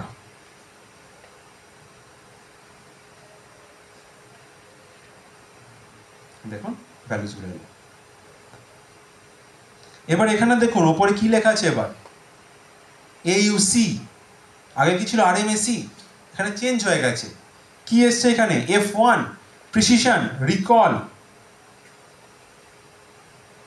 Area under the curve এসছে, প্রিসিশন এসছে, রিকল এসছে, অ্যাকুরেসি এসছে। ওকে, তো এগুলো কি ভ্যালুজ এলো তাহলে আমাদের কাছে, এটাও এক রকমের পারফরমেন্স। এটা হচ্ছে আপনার ক্লাসিফিকেশন টাইপের প্রবলেমসের জন্য। তো আবার যদি আমরা এক্সেলে যাই, এটার মধ্যে তখন কি হচ্ছে, এখানে তো ডিফারেন্স করে ইজিলি বেরিয়ে গেল, কিন্তু যখন আমার কাছে ক্লাসিফিকেশন টাইপের প্রবলেম থাকে,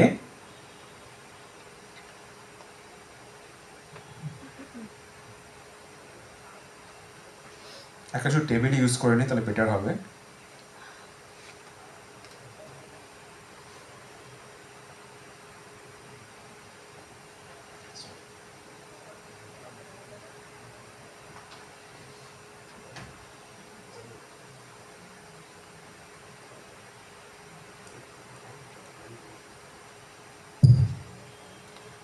তো ভাবুন আমার একদিকে হচ্ছে প্রেডিক্টেড ভ্যালুস আর একদিকে হচ্ছে আমার অ্যাকচুয়াল ভ্যালুস, যেগুলো আমার ওই টেস্টের ওই ডিপেন্ডেন্ট ভ্যারিয়েবল পার্ট থেকে পাচ্ছি অ্যাকচুয়াল ভ্যালুসগুলো।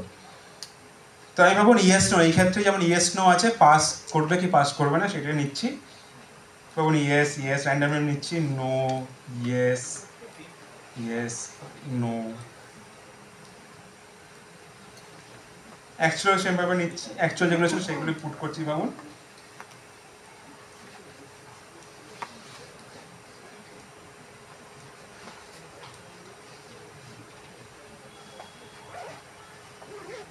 ওকে। এবার এই ভ্যালুগুলো পুট করার পর একটা ম্যাট্রিক্স টাইপের ফর্ম হয় at the back and.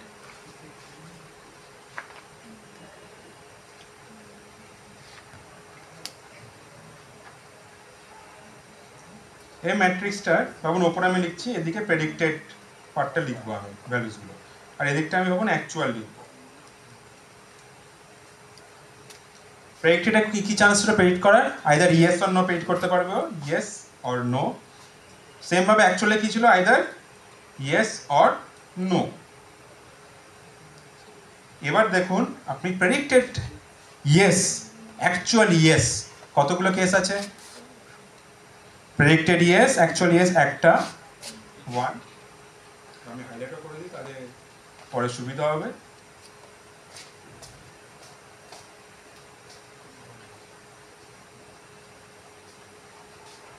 Okay, highlight.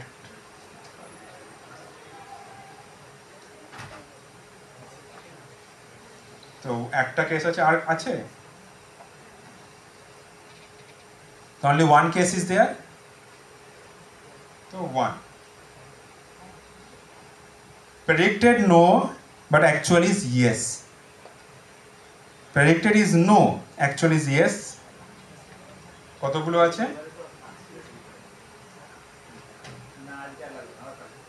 একটা আছে, সেকেন্ড এটা আছে,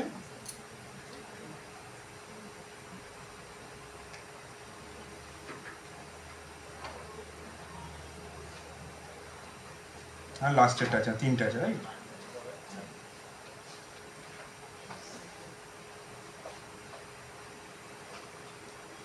এবার ভাবুন predicted is yes, actual is no, predicted is yes, actual is no, একটা, দুটো, তিনটে, চারটে আছে। আর predicted no, actual no কতগুলো আছে? একটা। এই টোটালটা কত হবে? 10 হতে হবে।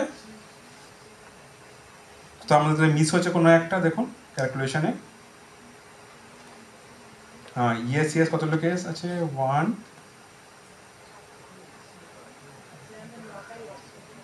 ওকে, নটা আছে, তাই ঠিক আছে, 9। এবার এখান থেকে অ্যাকুরেসির কি হচ্ছে দেখুন, যখন ম্যাচিং ম্যাচিং কেস হচ্ছে, ইয়েস ইয়েস ম্যাচিং কেস হতে পারে বা নো নো হতে পারে। তো অ্যাকুরেসিটা কি? 1 plus 1 divided by total number of cases. Yes yes no no কতগুলো আছে? দুটো, 2 ডিভাইডেড বাই 9। তাহলে ওখানে দিলাম প্রিসিশন, ইন্ডিয়া গভর্নমেন্ট বলছিল উইথ দ্য প্রিসিশন অফ এত পার্সেন্ট আমরা হিট করেছি। প্রিসিশনটা মানে কি হচ্ছে? আর প্রেডিক্টেড ভ্যালুসটা, প্রেডিক্টেড আমি বলছি যে প্রেডিক্টেড এতগুলো ঠিক করেছি আমি, out of total number of predictions that are there. Okay, মানে হচ্ছে যে প্রেডিক্টেড যে ইয়েসটা আছে এর মধ্যে কতগুলো আমি ঠিক করেছি সেটা হচ্ছে আমার প্রিসিশন। মানে হচ্ছে 1 divided by 4 plus 1, 5। Predicted yes এর মধ্যে কতগুলো অ্যাকচুয়ালি ঠিক আমার, তো হচ্ছে 1 ডিভাইডেড বাই 1 প্লাস 4। সেমভাবে রিকলটা হচ্ছে অ্যাকচুয়ালি ইয়েস হবার কথা ছিল, কিন্তু তার মধ্যে কতগুলো আমার প্রেডিকশনে ইয়েস আছে সেটা হচ্ছে রিকল।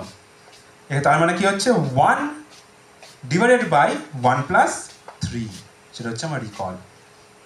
তো রিকলটা হচ্ছে 1 ডিভাইডেড বাই 1 প্লাস 3, প্রিসিশনটা হচ্ছে 1 ডিভাইডেড বাই 1 প্লাস 4। আর আপনার F1 স্কোরটা হচ্ছে the harmonic mean of precision and recall.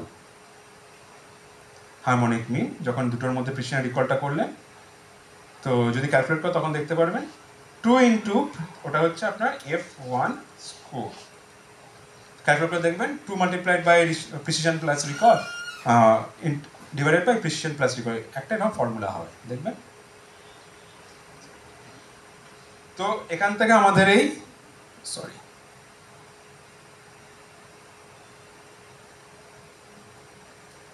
এই ভ্যালুসগুলো সেই জন্য ডিফার করলো, অ্যাকুরেসি, প্রিসিশন, রিকল এখানের জন্য স্পেসিফিক এলো।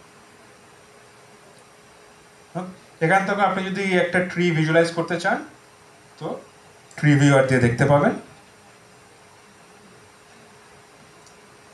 ওকে, এখানে অনেকগুলো রেকর্ড আছে বলে দেখুন রান হচ্ছে, তো সেজন্য দেখুন লাল হয়ে আছে, দুটো নোডই লাল হয়ে আছে, কারণ এটা রান হচ্ছে এখন, অনেকগুলো ডেটা আছে বলে। এটা যেটা আসছে দেখুন লাস্টে একটা লিফ নোড বলি আমরা ডিসিশন ট্রিতে। এখানে ডিসিশনটা নেওয়া হয় যে আমি বেরোবো কি বেরোবো না, রোদ আছে তো বেরোবো, যদি রোদ আছে, বৃষ্টি একটু ক্লাউডি আছে, ওয়েদারটি তাও ভালো লাগছে তাহলে বেরোবো, হিউমিডিটি বেশি তাহলে বেরোবো। এটা লিফ নোডে গিয়ে ডিসিশনটা নিই, এই জন্য এটার নাম দিচ্ছে ডিসিশন ট্রি।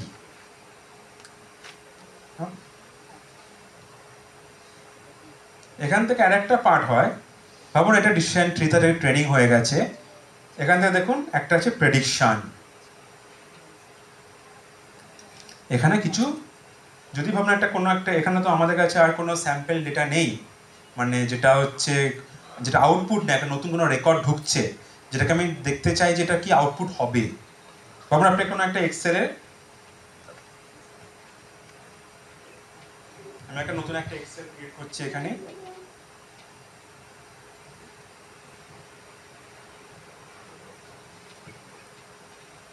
ভাবুন নাম দিলাম প্রেডিক্ট।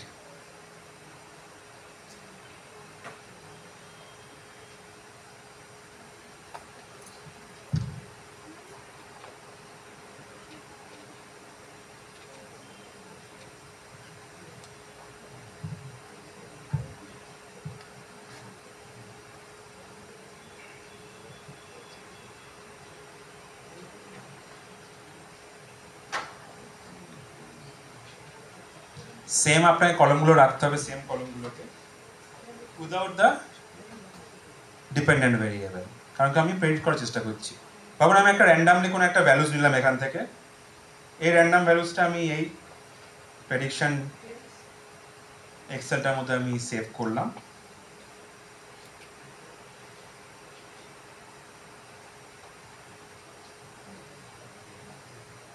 এটা আমার কিন্তু এক্সেল ফরম্যাটে আছে। এবার আমি তাহলে একটা ফাইল নেব এখানে, যেখানে আমি লোড করব।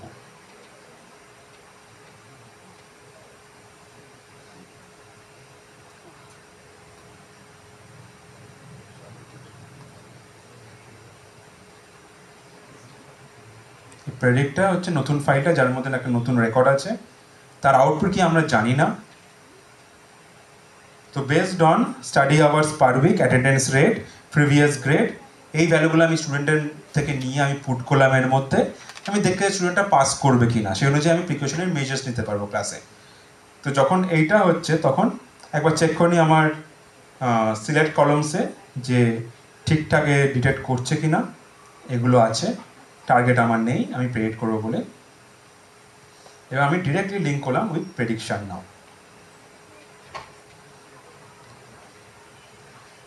So based on these values, it is predicting that the student will not pass. এটা হচ্ছে আপনার প্রেডিক্টিভ অ্যানালিটিক্স পার্টে, প্রেডিক্ট করছে তারপরে আবার। ওকে, যদি এটা ক্লাসিফিকেশন অ্যালগরিদম, সেই জন্য দেখবেন ক্যালকুলেটর কি লিখেছে প্রেডিকশন, এটা কিন্তু ক্লাসিফিকেশন প্রবলেম, কিন্তু তাও এটা প্রেডিক্ট করছে একটা যে কোনো একটা ভ্যালুসকে, ইয়েস অর নো কে, ওই জন্য ক্যালকুলেটর লেখা আছে প্রেডিকশন। এটা ইন্টারচেঞ্জ লোকে ইউজ করে, কিন্তু এটা একটা ক্লাসিফিকেশন প্রবলেম। আর প্রেডিকশনটা হচ্ছে এটা ফাইনাল একটা কোনো একটা স্টেপ নিচ্ছে, সেটা প্রেডিকশন ওয়ার্ডটা ইউজ করেছে ওরা সিম্পলি। ওকে, তো এটাকে সেভ করে নিই, আর লাস্টটা আমি দেখি নেবো একবার।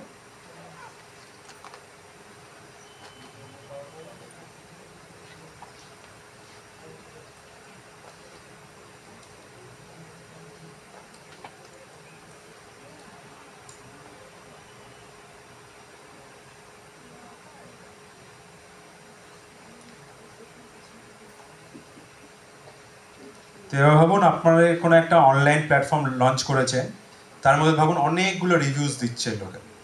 এবার প্রবলেমটা কী হচ্ছে, দেখবেন একটা ইসকনের কেস স্টাডি ইউজও আছে, তার মধ্যে হচ্ছে ইসকন টেম্পল আগে কী করতো, ওরা সিম্পল একটা দেখবেন একটা শিট দিত কাগজ, তার মধ্যে লিখতে হতো যে খাবারটা ভালো লাগলো কিনা, এনভায়রনমেন্টটা ভালো লাগলো কিনা, গেটে এক্সিটের সময় দিতে হতো। ফিউচারে কী হয়েছে, তখন একটা IIM ব্যাঙ্গালোরে একটা কেস স্টাডি, তার মধ্যে লেখা আছে যে ফিউচারে ওরা এক্সেল আনার চেষ্টা করছে। এবার তখন ওরা ওখান থেকে সবগুলো মুভ করছে, টাইপিং এরারও হতে পারে, কিছু আছে ইস্যু, কিছু ইস্যুসও আছে ওটার মধ্যে। এবার ব্যাপারটা কি হচ্ছে, ওরা বুঝতে চেষ্টা করছে যে হ্যাঁ এটা তো এন্ট্রি করলাম এক্সেলে, এখান থেকে আমার জন্য কি বেনিফিট হতে পারে। তো ওখানে দেখবেন কেসটা লাস্টে কনক্লুড করছে যে আমাকে সাজেশনস দিন কি ইউজ হতে পারে, কি হেল্প হতে পারে। এবার এটার মধ্যে আপনার তখন কি হতে পারে, যে ভাবুন আমার ভাল লেগেছে কি না, এটা ক্লাসিফিকেশন প্রবলেম হতে পারে, বা আমি কতক্ষণ স্পেন্ড করেছি। ইউজুয়ালি একটা কাস্টমার ডিটেলস থেকে আমি বুঝতে পারি একটা কাস্টমার কতক্ষণ টাইম স্পেন্ড করতে চায় ইসকনের মধ্যে, সেটা একটা করতে পারি, একটা পেডিশন টাইপের প্রবলেম। আর একটা যেটা ইম্পর্টেন্ট সেটা হচ্ছে কাস্টমার অনেক সময় অনেক বড় একটা ফিডব্যাক লিখে যাচ্ছে, সেখান থেকে কি কারণ আমি কোনো ইনসাইট খুঁজে পাচ্ছি, যেটাকে আমরা বলি সেন্টিমেন্ট অ্যানালিসিস, সেটা আমরা করতে পারি। এখানে দেখুন আমি একটা আপনাকে শেয়ার করেছি reviews.csv, একটা বড় ফাইল আছে কোর্সেরা রিভিউজের।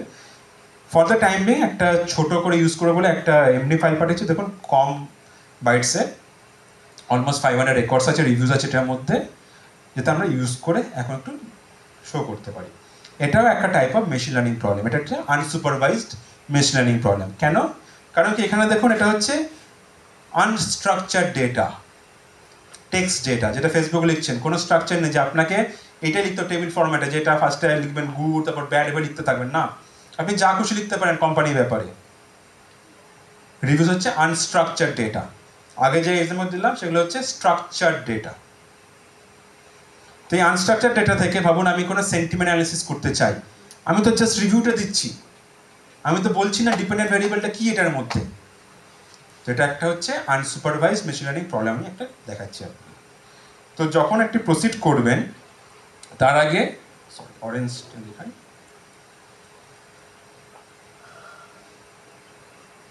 তো অরেঞ্জের মধ্যে আপনাকে দুটো অপশান আগে সিলেক্ট করে নিতে হবে, ওটা খুব টাইম টেকিং, তো অলমোস্ট 15 মিনিটস লাগে ওটা লোড হতে। অপশানসে যাবেন আপনারা, অ্যাড-অনস আছে এখানে, অ্যাড-অনস, এখানে দেখুন টেক্সট আর টেক্সট টেবিল, এই দুটোকে সিলেক্ট করে নেবেন, ইন্টারনেট দরকার হবে। টেক্সট আর টেক্সট টেবিলটা সিলেক্ট করে ওকে করলেই খুলে যাবে। আমার মধ্যে কিছু এক্সট্রা অপশান আছে, যেমন দেখবেন রেকমেন্ডেশন, যেগুলো হচ্ছে অ্যামাজনে কোন একটা প্রোডাক্ট কিনছে নিচে অপশান দেয়, অনেক সময় দেখবেন অপশান দেয় আরও বাজে বাজে অপশানও দেয়, যেমন ফ্যান কিনলেন দেখবেন একটা রোপের অপশানও দেয়, ওইগুলো হচ্ছে রেকমেন্ডেশন সিস্টেমের ভুল, কিছু ইস্যুস আছে। তো এরকম আবার দেখবেন আপনি যদি ভাবুন ফেসবুক একটা আপনি বা মোবাইল থেকে খুলছেন, ফেসবুক খুলেছেন, কিছুক্ষণ পর অ্যামাজন খুললেন, অ্যামাজনে কিছু একটা প্রোডাক্ট সার্চ করলেন, তারপর ফেসবুক খুলুন, আবার দেখবেন ওই প্রোডাক্টটা আপনার পেজে শো হয়। সেম টাইপের দেখবেন, ভাবুন আপনার কোনো একটা ফ্রেন্ড আছে যাতে খুব চ্যাট করেন ফেসবুকে, সে ফ্রেন্ড কিছুই করেনি কিন্তু দেখবেন ওই ফ্রেন্ডে কিন্তু ওই সাজেশনে দেখাবে ফ্রেন্ডকেও। তো at the back and Amazon কি করে, একটা স্মল একটা আমি যদি বলি ডেটা প্যাকেট, যে কুকি বলি আমরা, প্লেস করে দেয় আপনার সিস্টেমে। ওই জন্য মাঝে মাঝে একটা ক্যাশে ক্লিয়ার করে নেওয়া বেটার হয়, নাহলে ওটা ট্র্যাক করতে থাকবে আপনার মুভমেন্ট, কতক্ষণ ছিলেন একটা পেজের মধ্যে, কতক্ষণ আপনি কি প্রোডাক্ট সার্চ করেছেন। যদি ভাবুন 5 মিনিটের পর একটা প্রোডাক্টের পর রেখেছেন, তাহলে আপনাকে ফেসবুকে শো করবে, কারণ কি পেমেন্ট দিচ্ছে ফেসবুককে ওরা, ফেসবুকে বলে হ্যাঁ তোমরা শো করতে পারো। ওইভাবে রেকমেন্ডেড সিস্টেম ডেভেলপ হয়েছে over time. Anyway, text table select করলেন, তাহলে আপনার কাছে আরও অনেক অপশান চলে আসবে, যেগুলো আপনি টেক্সচুয়াল ডেটা নিয়ে কাজ করতে পারবেন। এই দেখুন কর্পাস, ইম্পোর্ট, এই ডকুমেন্টস এগুলো আসবে। Anyway let us do this quickly. তো রিভিউসটা দেখুন CSV ফরম্যাটে আছে, তো আমরা একটা CSV ফাইল নিলাম, এখান থেকে লোড করে নিই সেম ফরম্যাটে, কোথায় ফাইলটা আছে খুঁজে।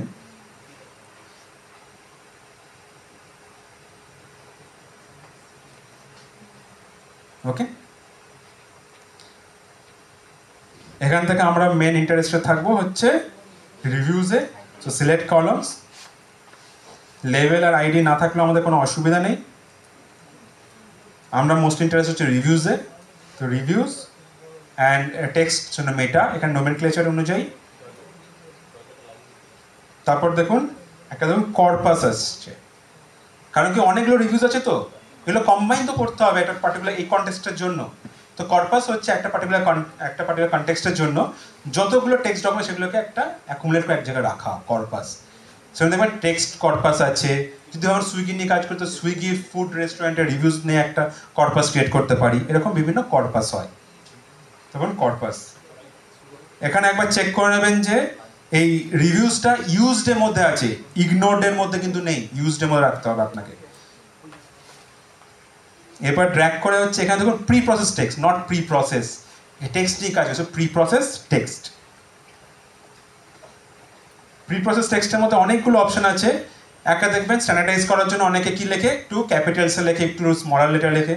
বেটার হচ্ছে সবগুলো লোয়ার কেসে রাখা। সেখানে দেখবেন লোয়ার কেস একটা হতে পারে স্ট্যান্ডার্ডাইজ করার জন্য। কিছু কিছু সময় দেখবেন একটা পুরো সেন্টেন্স নিলে আমাদের অ্যানালিসিস অত ভালো নাও হতে পারে। It's better to break down the sentence into specific words. সেটা হচ্ছে ভাবুন ওয়ার্ড পাংচুয়েশন, ওয়ার্ডের ভাগ হয়ে যাবে সেন্টেন্সটা। তারপর আপনি সেন্টেন্স স্পেসিফিক অ্যানালিসিস করতে চান তো সেন্টেন্সে ক্লিক করবেন। এগুলো বিভিন্ন রকম আছে, মানে একটা সেন্টেন্সকে অ্যানালিসিস করার জন্য। ভাবুন আপনি নাম্বার আছে টেক্সটের মধ্যে, নাম্বারগুলো ইউজ করতে চান না, রিমুভ করতে চান, নাম্বার অত বেনিফিট হয় না, নাম্বারসকে রিমুভ করে দিতে পারেন। ভাবুন এই যে আছে আমি টুইটারতে ডেটা তুলেছি, @সাইন আছে, হ্যাশট্যাগ আছে, এগুলো তো অত মিনিংফুল নয়, সিম্বলসগুলো, এগুলো রিমুভ করতে চান, এই সিম্বলসগুলো আপনি এন্ট্রি করে দিতে পারেন, রিমুভ হয়ে যাবে।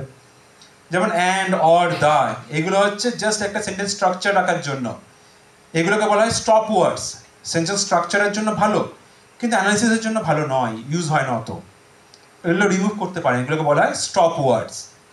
এবার আপনি ইউজ করেছেন আই অ্যাম গোয়িং বা গো, তো এগুলো তো একটাই ওয়ার্ড, বিভিন্ন ফর্মে, গো, গোয়িং, এগুলো ভাবুন একটা স্ট্যান্ডার্ড ফর্মে রাখতে চান, গো, তো তখন আমরা কি করি, লেমাটাইজেশন করি। ওকে, বা যদি শুধু রুট ওয়ার্ডে রাখতে চাই যেমন গো, তারপরে যে এক্সট্রা পার্ট সেগুলো বাদ দিতে চাই, তো আমরা করি স্টেমিং।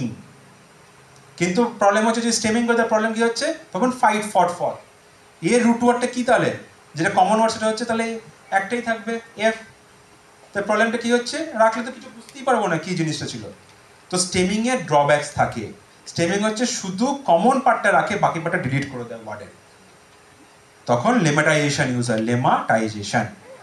ওখানে হচ্ছে মিনিংফুল গ্রামাটিক্যালি কারেক্ট ফর্মটা রাখা হয়।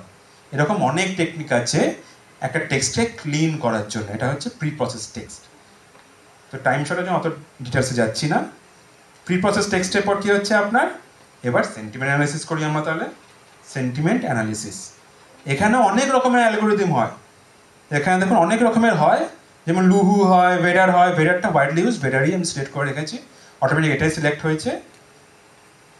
এবার দেখি কি ভ্যালুসগুলো এলো আমাদের, ডেটা টেবিলস। তো সব রিভিউসগুলোর জন্য আমাদের দেখুন একটা ওভারঅল সেন্টিমেন্ট স্কোর দিয়ে দিয়েছে। তো ফার্স্ট এটা দেখুন, এর জন্য দিয়েছে 0.6808। গ্রেটার দ্যান 0 মানে হচ্ছে পজিটিভ সেন্টিমেন্ট, লেস দ্যান 0 মানে হচ্ছে নেগেটিভ সেন্টিমেন্ট, ইকুয়াল টু 0 মানে হচ্ছে নিউট্রাল। ওকে, এখানে দেখুন একটা নেগেটিভ আছে। তো মানে কি হলো, যে আমরা ফার্স্টে দেখলাম যে একটা স্টুডেন্ট যে স্কোর পাচ্ছে, একটা এডুকেশন সেগমেন্টে এআই কে আমরা ইউজ করতে পারি, স্টুডেন্ট যে স্কোর পাচ্ছে, আমরা ওদের স্কোরটাকে আগে দেখতে পারি কী ভেরিয়েবলস ওর জন্য ইম্পর্টেন্ট, সেখান থেকে একটা স্টুডেন্ট কতটা স্কোর পেতে পারে এটা প্রেডিকশন করতে পারি। ও যদি লাঞ্চ খেয়ে পরীক্ষা দেয় তাহলে ভালো করতে পারে কিনা সেটা আমরা বুঝতে পারি। বা সেকেন্ড কি দেখলাম আমরা, একটা ক্লাসিফিকেশন প্রবলেম, যে based on the several criterias যে স্টুডেন্টটা পাস করবে কিনা, সেজন্য যে আমরা প্রিকশনের মেজার্স নিতে পারি।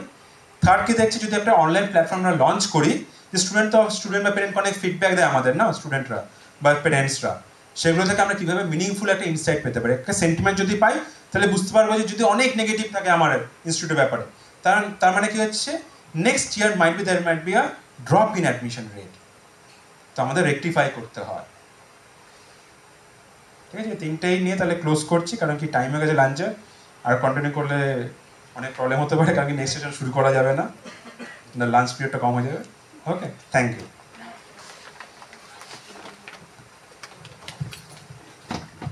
ধন্যবাদ অর্ঘ্যবাবুকে। তো এক্ষুনি আমরা লাঞ্চ ব্রেক ঘোষণা করলাম। তো আপনারা যারা বাইরের কলেজ থেকে এসছেন, বাইরের ইনস্টিটিউশন থেকে, আপনারা এই নিচে আমাদের একটা কনফারেন্স রুম আছে, ওখানে লাঞ্চ প্যাকেটটা একটু কাইন্ডলি একটু গিয়ে যদি নিয়ে নেন। আর আমাদের ইনহাউস যারা আছেন তারা আমাদের টিচার্স রুমে চলে যান, কারণ আমাদের বসার জায়গা খুব কম আছে আর কি, কারণ এই অডিটোরিয়ামে খাওয়া দাওয়া সম্ভব নয়, সেই কারণেই এই ব্যবস্থাটা আমাদের করতে হয়েছে। আর ওপরে গেলে একটু বেশি গরম, সেই কারণের জন্য আমরা এই বন্দোবস্তটা করেছি আর কি। আর